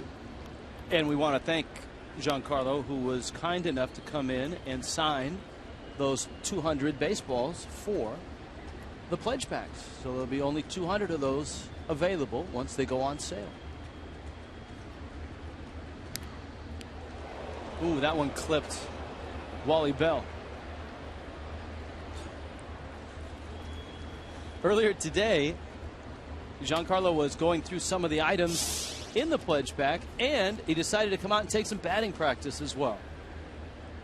Wow, he's pointing, calling a shot. Oh, no, I'm going to go that. Oh. Which way do I want to go? I can go any way that I want. Craig, you had a chance to talk to Stanton after batting practice. How'd that go? Yeah, guys, he talked to the press and he's eyeing rehab games very soon. And he's eyeing that August 10th date as a possible return date. He's feeling very good, but doesn't want to push it. But he's looking at August 10th perhaps to return the Marlins. The game against the Los Angeles Dodgers. Nice. I don't know if you saw the Showtime, the franchise show, the latest version of that, but they basically followed Giancarlo around, right into surgery, right after surgery, and Dr. Lee Kaplan, a Marlins team doctor, came out and basically showed. And they showed the video of the surgery of them actually removing the loose bodies. They did, and they showed the loose bodies that they actually took out of his knee, and they were not little. They were pretty, what Giancarlo basically described as like the end of your finger chopped off. That was how much stuff was in it floating around in his knee. So probably a little bigger than they thought. Yes. It's the only time that those words have been used in the same sentence. Loose body and Giancarlo Stanton.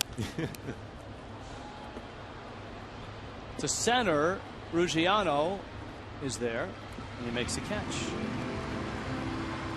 Headley is back at first. Let's do a Toyota trend here, shall we? See if we're trending upward. Baggage fees. When the Padres complete their current road trip, they'll have played 42 road games and 23 home games since May 21st. And this is an odd road trip. It starts in San Francisco. They come to Miami, and then they go to Cincinnati. It's a lot of miles.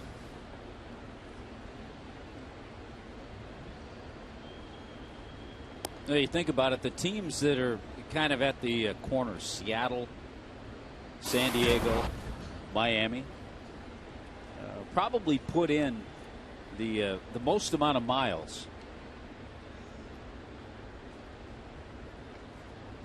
There was an interesting note, Rich, on Grandal the other night, last night, when he hit that bases clearing triple. the Padres have had 2 catchers that have hit bases clearing triples. Fred Kendall, Jason Kendall's father, and the other was in the house tonight. Talked to Benito Santiago. That's right. Benny was here for batting practice. And Fred Kendall's son just retired officially. Jason Kendall was trying to make a comeback. Yeah, he was. He was in the minor leagues. So tonight, Nathan Eovaldi makes his Miami Marlins debut. Facing Yasmani Grandal. And the other pitcher we got in the trade with Detroit, Jacob Turner, is now out of the game in New Orleans. 5 innings, 2 hits, 1 earned run, 3 walks, and 2 Ks. Nice start by Jacob Turner. The 1 run was a solo home run. That is a good start. Ground ball. Bonifacio dives, can't get it. Dribbles through. Dobbs picks it up. Headley on his way to third. It's a very similar spot now for Eovaldi than he had in the 4th inning, at the corners with 1 out. And Grandal stretches his hit streak to 6 games. Now Bonifacio was just cheating, shading a little bit toward second, thinking double play. Grandal crossed him up and got that ball just off his glove. Randy St. Clair is on his way out. Marlins bullpen is active. So are all the other teams in Major League Baseball on this Saturday. There's Edward Mujica in the bullpen. The Mets are still in Arizona, and the Diamondbacks have a 2-1 lead in the bottom of the 2nd. And of course, with Ross Ohlendorf pitching and Will Venable in right, you got to know that Chris Young is pitching tonight, another Princeton guy for the Mets, and he is. He's losing in that ball game. The Pirates are trailing Houston 3-2 in the top of the 6th in Houston. Pittsburgh at 57 and 42 starting play tonight. Cincinnati trails the Rockies, but it's early. It's in the 3rd. It's 3-2 Colorado. I think for the Pirates that was a Wandy Rodriguez start, his first start with his new team. Nationals 4-1 over Milwaukee in the 5th. That's in Milwaukee. Atlanta 2-1 over the Phillies. Bottom 7 in Atlanta. Now Yonder Alonso hammers it down the line. Alonso's going to have extra bases again. Headley scores. Grandal to third, and he'll stop there. And so Eovaldi has given up his first run, and Yonder Alonso continues to hammer the fish. 13 of 27. Now he adjusted that cutter, didn't get in far enough, and you know he got a base hit last night. When he got his hit last night, it snapped an 0 for 21, and all of a sudden Alonso's on fire. Ozzie Guillen on his way out, and he wants the baseball from Nathan Eovaldi. Eovaldi, 86 pitches in, is trotting off the field with Cameron Maybin due up. 3-1 Miami.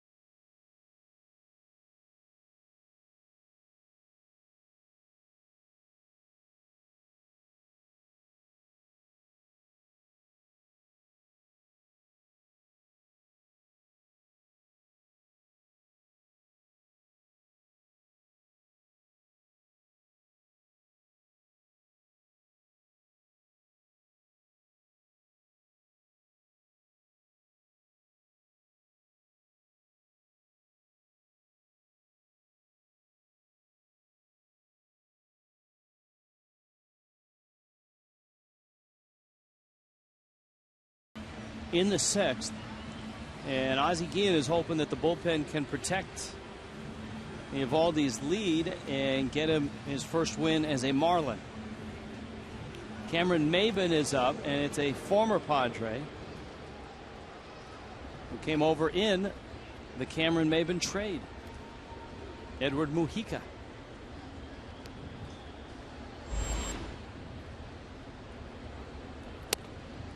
Mujica misses in.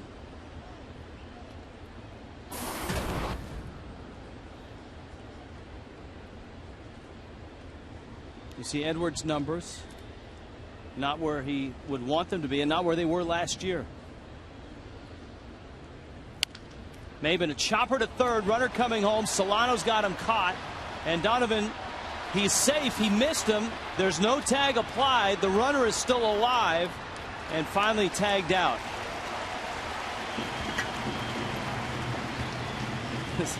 Solano wondering how he missed Grandal. By staying in the rundown, Maybin ends up at second. Alonso's at third. I like what Solano did, though. He didn't want to start throwing it around. He chased the runner to the plate. And Grandal was able to sneak away from the tag. Wally Bell saw that. But then with Alonso already at third, it becomes pretty academic to get the out. Outstanding base running by Grandal. You are taught to try and stay in that rundown long enough so the batter can get to second base. So you basically got the same situation now. And it's Everett Cabrera. That tip clipped John Buck. Cabrera is 0 for 2.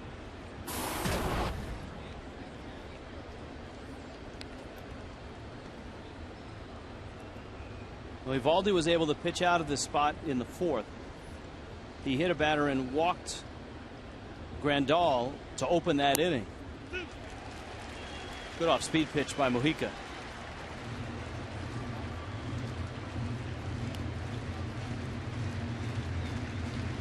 BB&T presents Fox Tracks tonight.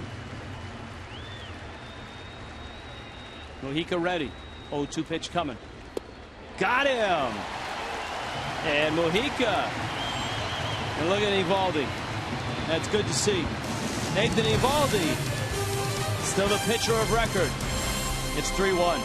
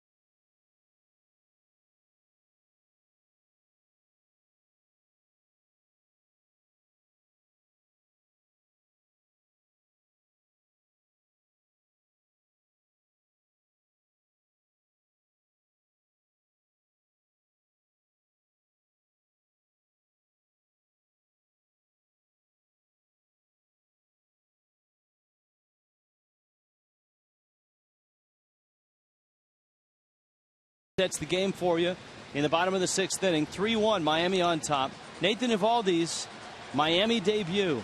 5 1/3, 5 hits, just 1 run, and some help certainly from Edward Mujica to get the last 2 outs of that inning. And this, the sea creature race in Foxmo. Let's see if he Tebows. He does. That's a nice touch. Mike the Lobster beat the Seahorse. I was surprised that Bob the Shark, who's won more than any other creature, was a distant third. He was feeling a little blue today. He was not up to his normal self. Ross Ollendorf to Jose Reyes. Well, Reyes, a 2-run homer. He was also popped out.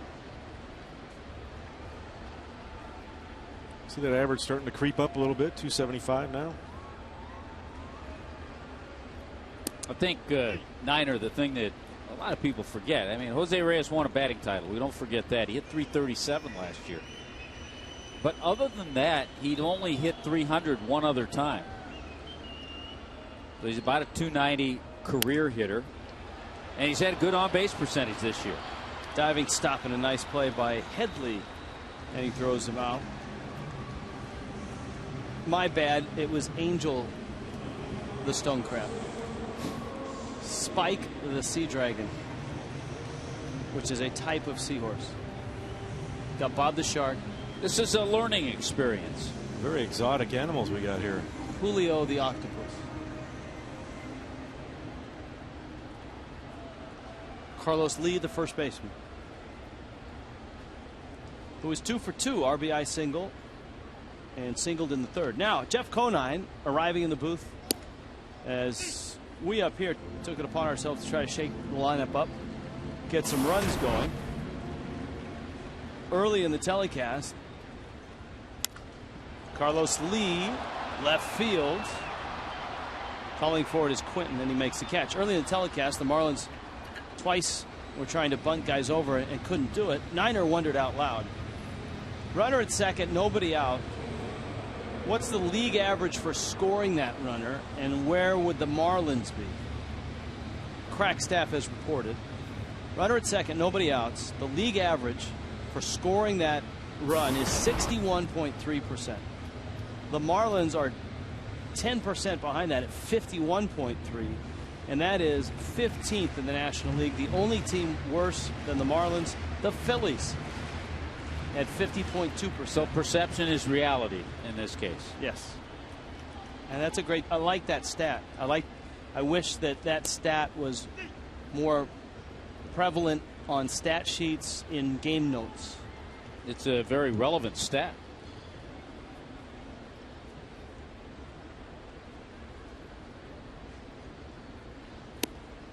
Breaking ball, swing and a miss. Here's the oddity of that stat.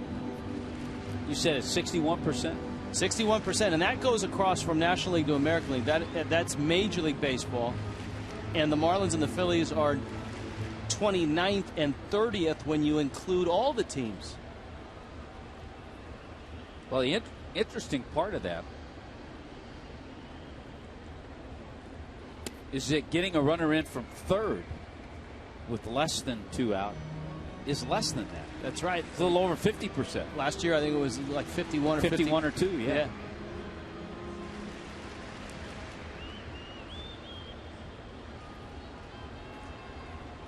So, Niner, you happy now?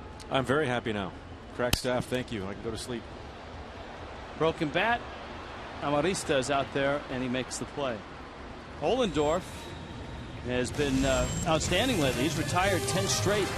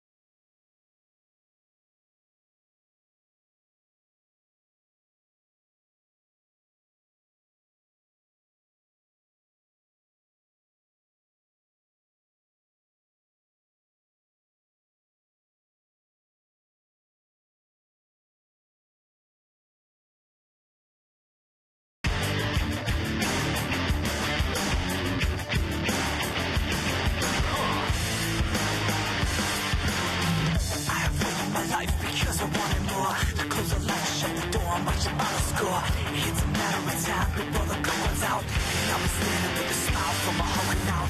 Bring it on to a die because it's on the line. Let's bring it home on our own. Yeah, let's draw the line. But I can't believe what you see and what you want to hear. Marlins Park tonight. Cast of thousands. Jeff Conine joining us in the booth. Craig Minervini will have Marlins Live after the ball game. Rich Waltz along with Tommy Hutton. Nathan Eovaldi in his Miami Marlins debut. Very, very solid. Edward Mujica in relief of Eovaldi. Outstanding. He got the last 2 outs of the 6th. And Mujica goes to work on Dino, as they call him, Chris Denorfia. Well, now gets that point in time in a game where Ozzie starts putting things together as far as how he's going to piece the bullpen the final 3 innings. 5 1/3, 5 hits, a run, 2 walks, 5 strikeouts, 86 pitches for Eovaldi. Breaking ball from Mujica for a strike. Padre bullpen, Alex Hinshaw. Padres bullpen has been outstanding since late June.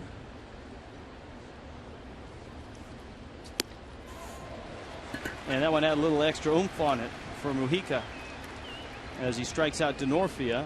So he's retired all 3 that he's faced with a pair of strikeouts. Yeah, that's just good fastball. Well, I think the start of Eovaldi tonight, all the Marlins staff, coaching staff, front office staff, are got a pretty big smile on their face. We saw a lot of good stuff from him. Yeah, no question. I think you have to be pleased. And he got a nice round of applause, too, when he came off the field. You have to be pleased in what you saw tonight from Eovaldi. Up to 97 miles an hour on the fastball. Good cut fastball, good slider, occasional curveball. And all that stuff's only going to get better. Amarista, who has 4 home runs this year, looked like he was swinging for the fences there. It's 0-2. Our friend John Baker calls him the ninja. Yes. He's very slight, not a big guy, but he said he's got sneaky power. He's Altuve-like. He's 5'6". I was informed the other day that Altuve's got him by an inch. That's what Phil Plantier, the hitting coach, told me. So he's kind of like Altuve. No, Altuve's got him by an inch. Well, then Amarista's 5'5". Because I don't think Altuve's a bit over 5'6".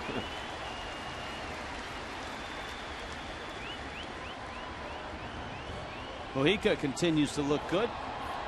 Tomorrow is a family Sunday, and it's one of our favorite days because tomorrow's Bark at the Park. $10 a ticket for your dog, and it all benefits the Humane Society. And of course, kids get a Billy the Marlin swimming tube courtesy of Sir Pizza and can run the bases after the game in the Diamond Dash. I think they should let the dogs run the bases after the game in the Diamond Dash. That'd be awesome. That would be awesome. You go walk your dog around the infield or run your dog, just like the Westminster Dog Show. We get Fred Willard in here. Tommy, do a little commentary. Tommy, how much do you think I could bench press?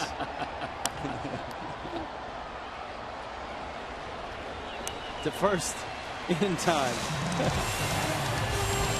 Best in show. Yes.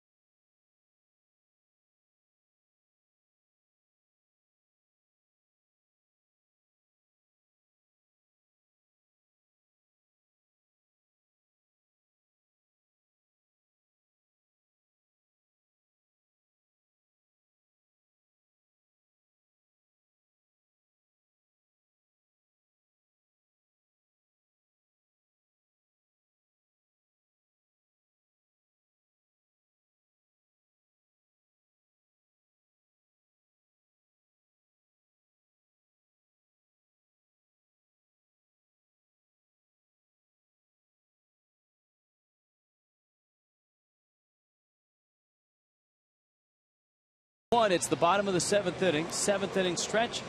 A lively crowd tonight at Marlins Park. Miami looking for their first win of this series, trying to even the score with the San Diego Padres. All my son's moving poll question. Bud Selig said that he intends to extend the use of instant replay. Do you agree with this? Yes, overwhelmingly, 87%. And I'm right there with them. And it was the proposal that was on the table in the offseason to expand replay for traps, catch or no catch in the outfield, fair or not foul on balls that are in play, not a home run ball, for example. Jeff Conine, would you be in favor of that? Or are you on the fence? No, I'm not on the fence. For me, it's worked pretty well for the last 135 years. I'm good the way it is.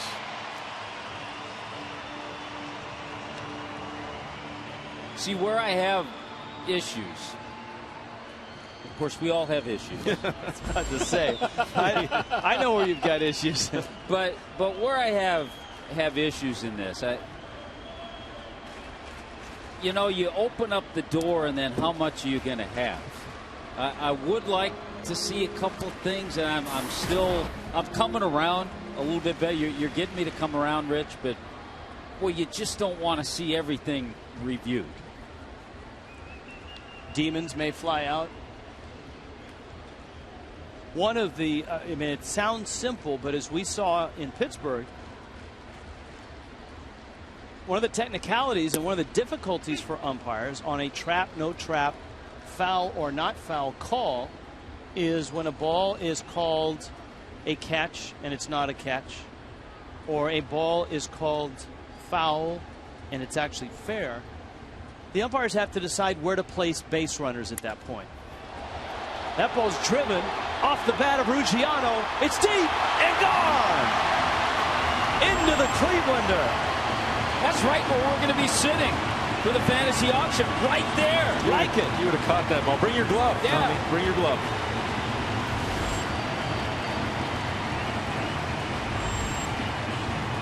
That's a nice way to get that run back. And for Ruggiano, his 8th home run of the year. Ruggiano facing the lefty, Alex Hinshaw, and he takes him out of here. A little hanging slider right over the middle of the plate for the Clevelander Pool home run, right where Rich and Tommy will be sitting. Look at that. Yeah, right there. Right there. Now Morrison goes after a fastball. He pops it up. Headley. It's Headley, and he makes the catch. So Ruggiano just continues a terrific run. 8 home runs. He's got 15 doubles. He's driven in 20. He has stolen 7 bases. On base percentage over 400. What's his slugging percentage? It's got to be.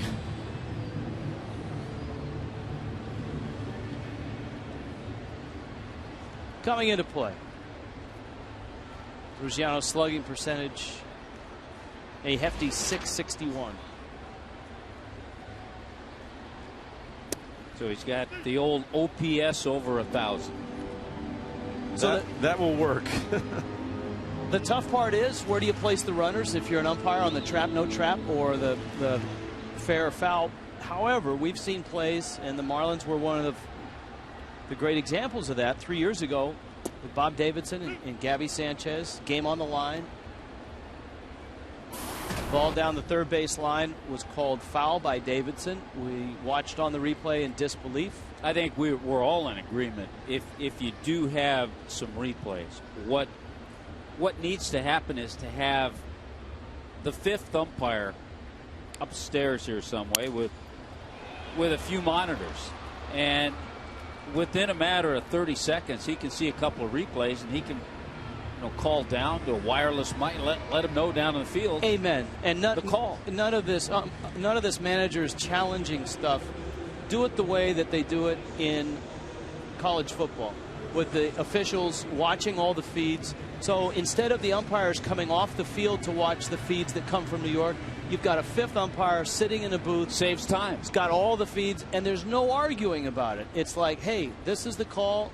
That's it, and away you go. That's one of my biggest problems with it is, pace of game. You're going to stop the game. The umpires have to go off the field to wherever that replay camera screen may be, and that takes time. And it's disruption of the game that I don't like. So I think if we may get Niner around on this if we can get that disruption out of the way and have the extra umpire upstairs without the umpires on the field leaving the field and have that call turn. Sometimes that's going to be quicker than a manager arguing. Yeah, and Niner consider that when the umpire upstairs, just as when the group comes back onto the field and rules home run or no home run, there's no arguing.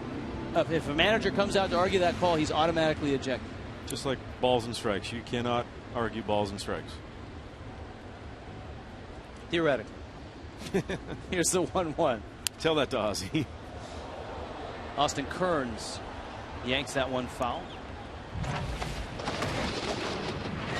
Ooh, UFC is coming up. And boy, do we have a treat for you UFC fans.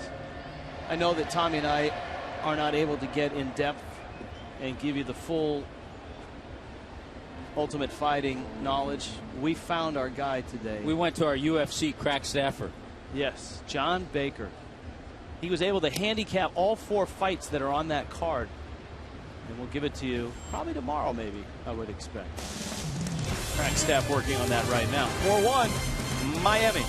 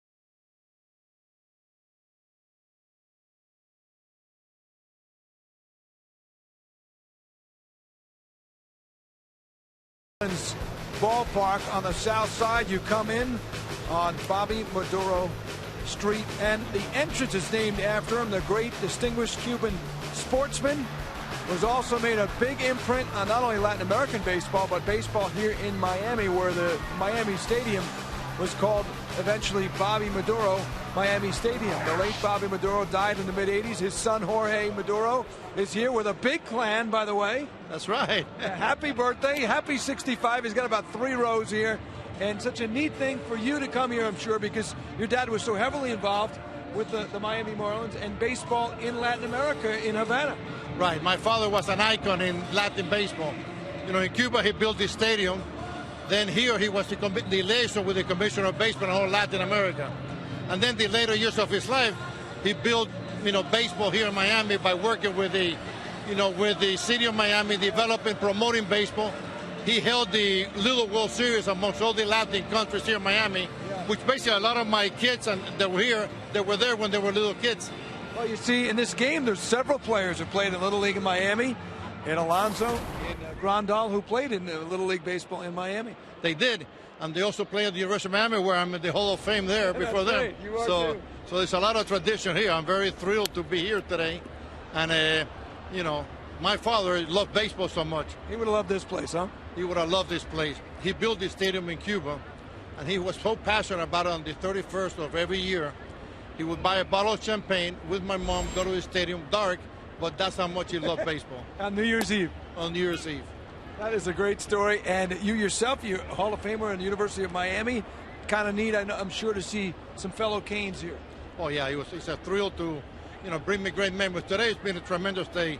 I was thrilled to go to the field with my whole family, see batting practice. When you touch the field, anybody who's that passionate about baseball, that's a tremendous thrill. So, I love the Marlins. I'm very grateful to them for what they did by naming the street for them. And anything I can do to help the Marlins, I would love to be able to do it. Happy birthday, Jorge. Good to see you. Thank you. I appreciate it. I appreciate it very much. Thank you. Jorge Maduro, guys, let's go back to you. Good interview, Craig, and certainly a great story, and lets everybody know a little bit more about that name and that street. Chase Headley is up. Mike Dunn is in. It's the 8th. It's 4-1 Miami. Headley 1 for 3. Dunn with the breaking ball is fouled out of play. And it's 2-2. So far, Ozzie Guillen working the bullpen. A good job by Edward Mujica in his inning and 2/3. Now he turns it over to Mike Dunn.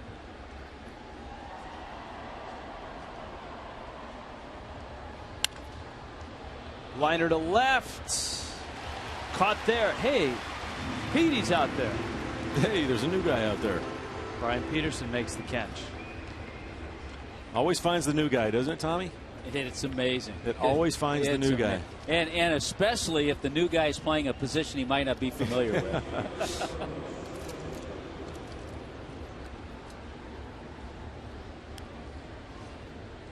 Peterson makes the catch. Carlos Quentin is up now. Josh Hamilton, since the start of June, is hitting just .195. He got the night off tonight, a mental night off. That's a base hit by the diving Solano. Peterson into the corner to dig it out. Quentin rolls in with a double. And some are saying that the Rangers might be wise to trade Josh Hamilton before the trading deadline. It's a wild hair, but some have raised the idea. Guy was a player of the month, I believe, in April and in May. I think the first 2 months, yeah. They have not signed him to a long-term contract. No, his value, obviously, with the numbers going down, is going down, but still an amazing talent. Have either of you read his book? Have not. It's a good read. Amazing what happened with that guy's life and what he went through to get back to the major leagues. I got to play with him in Cincinnati when he first came back, and that was right when the Rule 5. He was Rule 5. Yes, Cincinnati grabbed him, and first at bat back, first competitive at bat in over 3 years. Hits a home run over the batter's eye in center field. In Cincinnati. Well, it was at spring training. Oh, in spring training, and I went back in the backfields and watched him take batting practice, and it's otherworldly what this guy can do.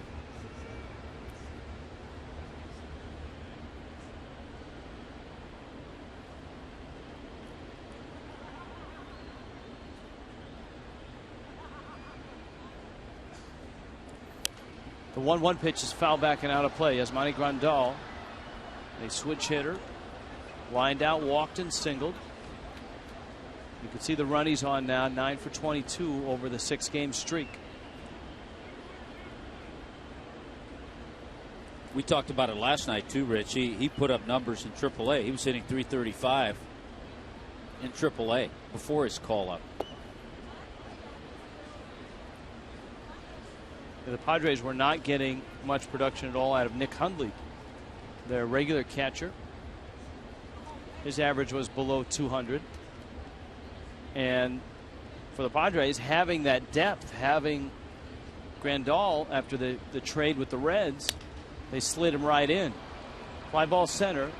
Ruggiano lines it up. Quentin is tagging and coming, the throw to the plate, and he scores.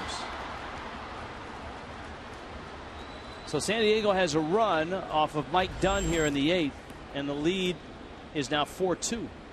Well, it's a little thing, but certainly the wild pitch attributed to the run. You know, the double put Quinton at second, but the wild pitch put him at third, and he came in to score on that sac fly. Steve Cishek up in the bullpen, getting loose. Now Alonso, who has 2 doubles tonight, 25 on the season, breaks his bat on an inside pitch, and the count's 0-1. Luke Gregerson, Padre bullpen. Texas, by the way, is getting shut out by the White Sox 5-0.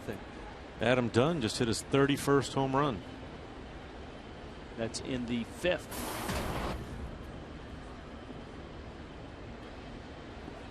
Checking out on the Phillies and the Braves. Top of the 9th, 2-1 Atlanta. And that's in Atlanta. So the Phillies are up. Atlanta's trying to close. That means it's Craig Kimbrell time. In his Silver Surfer pose, Kimbrell has an out in the 9th.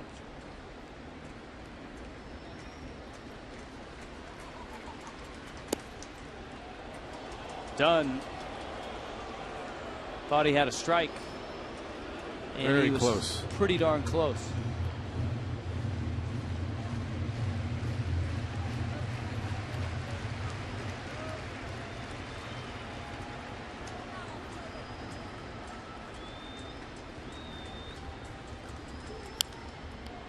We're talking about Josh Hamilton, maybe his value going down a little bit. Looking at some box scores today, a guy whose value is going up as a free agent is Josh Willingham. Oh my gosh. Willingham hit home run last night, has 26 home runs and 74 RBIs. Monster year for Minnesota. Good for Hammer. Good for Hammer. Great guy. We're Solid talking about player. a makeup Yeah, guy. oh yeah, yeah. Not Mac makeup, but a makeup guy as far as in the clubhouse to lead younger players. This guy does everything right in my book.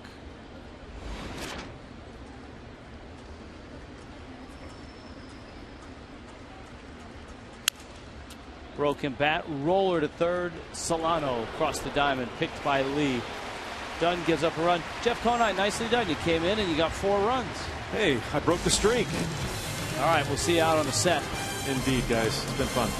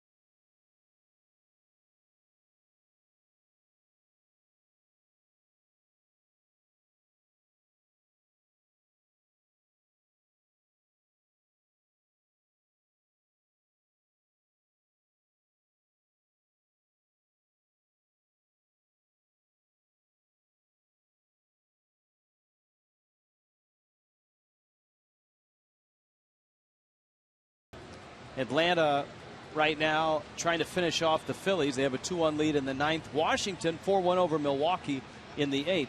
That's sort of the Tico standings and scoreboard. The Mets are now 4 under. Miami trying to get a win here. It's bottom 8, 4-2. You see Reyes standing up on that top step. He's not due up in this inning until 3rd. It's tough for Jose to adjust. He's so used to being the leadoff guy and being out there 10 minutes before the game starts when the Marlins are on the road.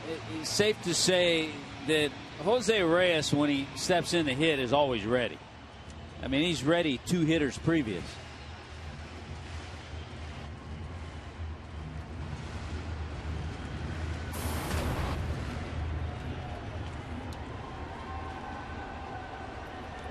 Emilio Bonifacio. Bonifacio walked, stole a bag, scored in the 1st. Rich, I was talking about Josh Willingham, what he did last night. And word travels fast among the Hammer family. That's right. Because Willingham has hit his 27th home run. A 2-run shot. For 27 homers. 78 runs driven in. Bonifacio pops that bunt up foul and out of play.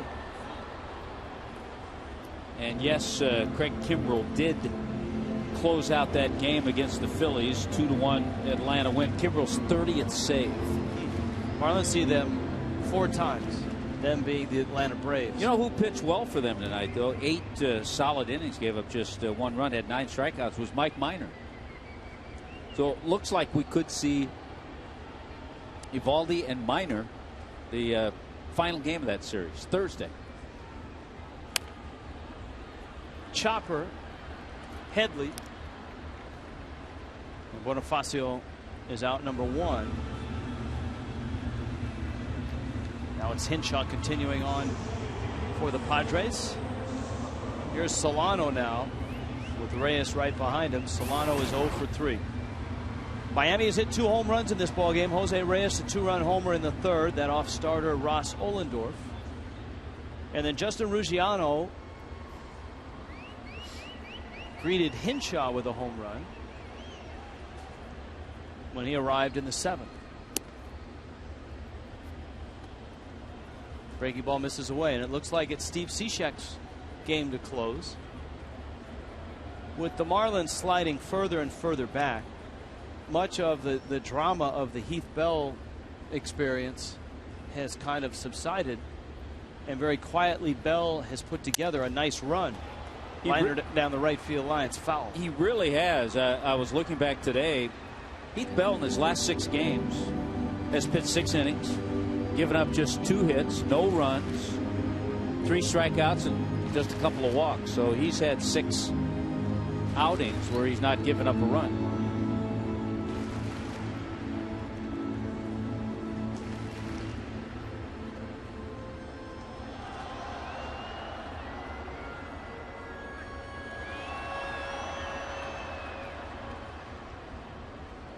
Nathan Eovaldi, 5 1/3, 5 hits, a run, 2 walks, and 5 strikeouts. Mujica for an inning and 2/3 with 2 strikeouts. Mike Dunn pitched the 8th and gave up a run on a hit.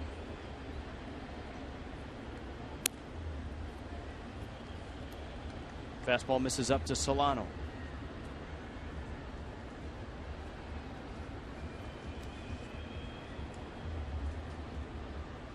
Lefty on the mound for the Padres tomorrow, Clayton Richard. And Josh Johnson starts for Miami. I'm really interested to see JJ throw tomorrow. He was so dominant his last time out before that cut on his finger forced him out of the game. Yeah, he was fine. The next day, all was good. He was able to work in between starts. The Marlins saw Clayton Richard San Diego. They beat him 4-1, but he went 7 innings, gave up 3 runs.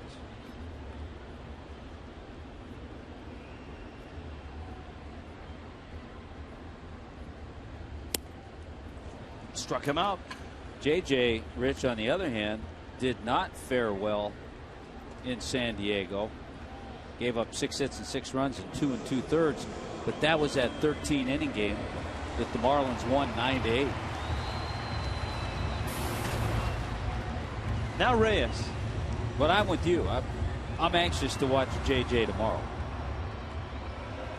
And then it's on the plane and off to Atlanta, 4 there. Off to D.C., 4 there.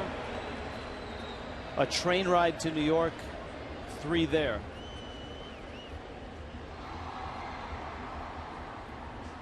Yeah, the train ride to New York to be followed by an off day. So that'll be a well-deserved off day after the 4 in Atlanta and the doubleheader, the 4 games in D.C.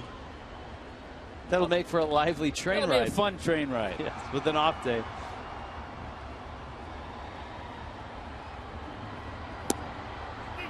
I think our producer John Seltzer already has plans for the train ride. For the train ride, yeah.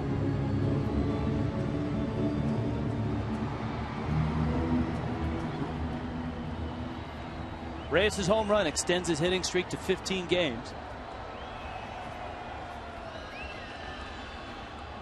Here's the 1-1 pitch. The only and the Marlins have taken that train ride once this year.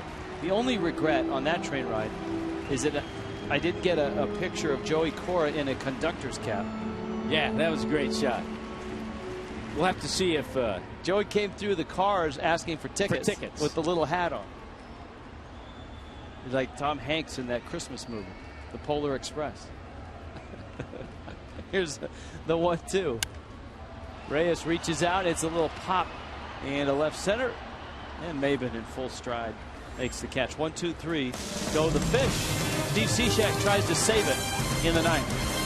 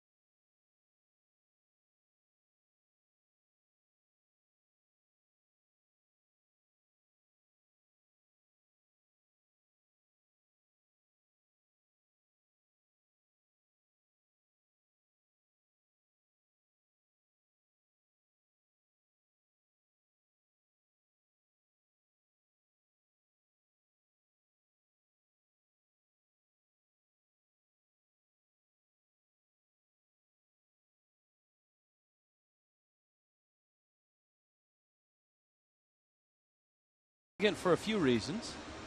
Significant because Marlins Live is coming up, and it's brought to you by Checkers, and that's always must-see TV. Last night, the reenactment of the opening ceremonies for the Olympics. Tonight, Jeff Conine will talk about his Venezuelan food experience. Look at that, posing for pictures, shaking hands, kissing babies. Nice work, Niner. Not a babe.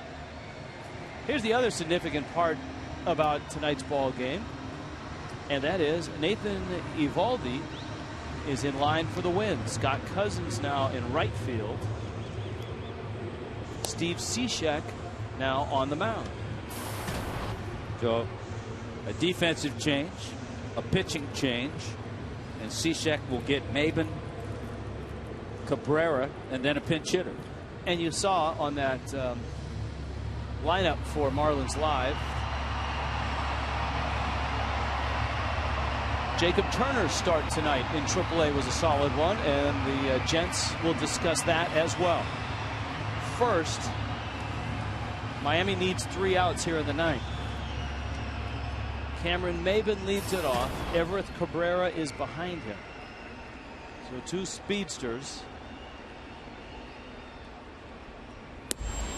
Marlins have their best defensive outfield out there now. Remember, Peterson came in the game in the double switch. He's in left. Just nice speed out there in the outfield. Cishek has it on the ground ball by Maben. Flips it over to first. So he's got an out here in the ninth. Here comes Everett Cabrera. Enjoying your favorite food and drink has never been easier. Download the free MLB.com at the ballpark app for iPhone or Android phones. Select Marlins Park. Place your order. You get a text message when your order is ready. Go to Marlins.com and download at the ballpark now. And we know where to go for food, too, after what we had tonight. Cabrera's bunt is a good one, and Solano scoops it up just after it went foul. We had a little Venezuelan food from the Pana Cafe out in Taste of Miami. And I'm telling you, everything we had was tremendous. The taqueños, the empanadas, arepas. Yes, you can just check the stain on Jeff Conine's pants. I don't think we'll get that on Marlins Live, but well, we didn't have any club soda. Up here. That's right. We needed club soda. And mine took a hit, too, so that tells you how good it was. Cabrera struck out twice and bounced out.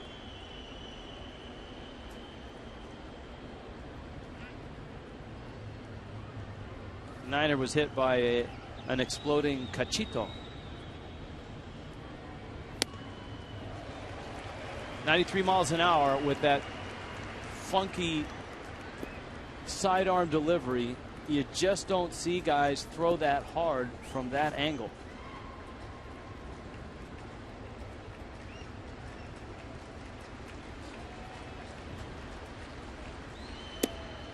If Cishek can stay healthy, Tommy, he can make a nice living for a long time. Oh, absolutely.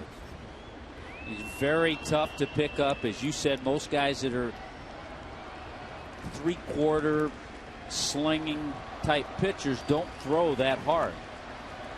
1-2 pitch. And the breaking ball, he's got that frisbee slider too.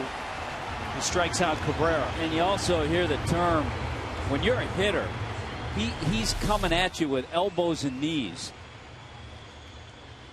It's just really tough to pitch up, and a great pitch there. Good slider. A former Marlin about to step in. Mark Kotsay. Now, he's a guy that might be playing somewhere else next week, because if you're looking for a veteran on the bench with a left-handed bat, Kotsay isn't a bad guy to go after. Mark Kotsay in his 15th year, 36 years old now. We remember him as a youngster, as a Marlin. He was telling me yesterday, though, that he feels good this year with the role that he's been given, and he's actually considering that he'll play next year too.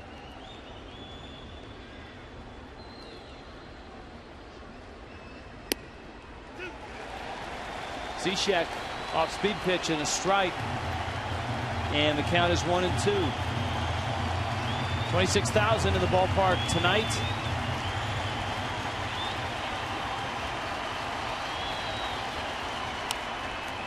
Breaking ball popped shallow left. Peterson on and makes the catch. Ball game. Marlins win it. A much needed win. Welcome to Miami, Nathan Eovaldi. He picks up his second win of the year, his first as a Marlin. He didn't get much run support in Los Angeles. The Marlins put 4 on the board in this one and win it 4-2. Snapped the 3-game skid. The Fish had dropped 8 of the last 9, and they moved back to 8 under with this win. 2 hours and 27 minutes. 4-2 the final. We'll wrap it when we return.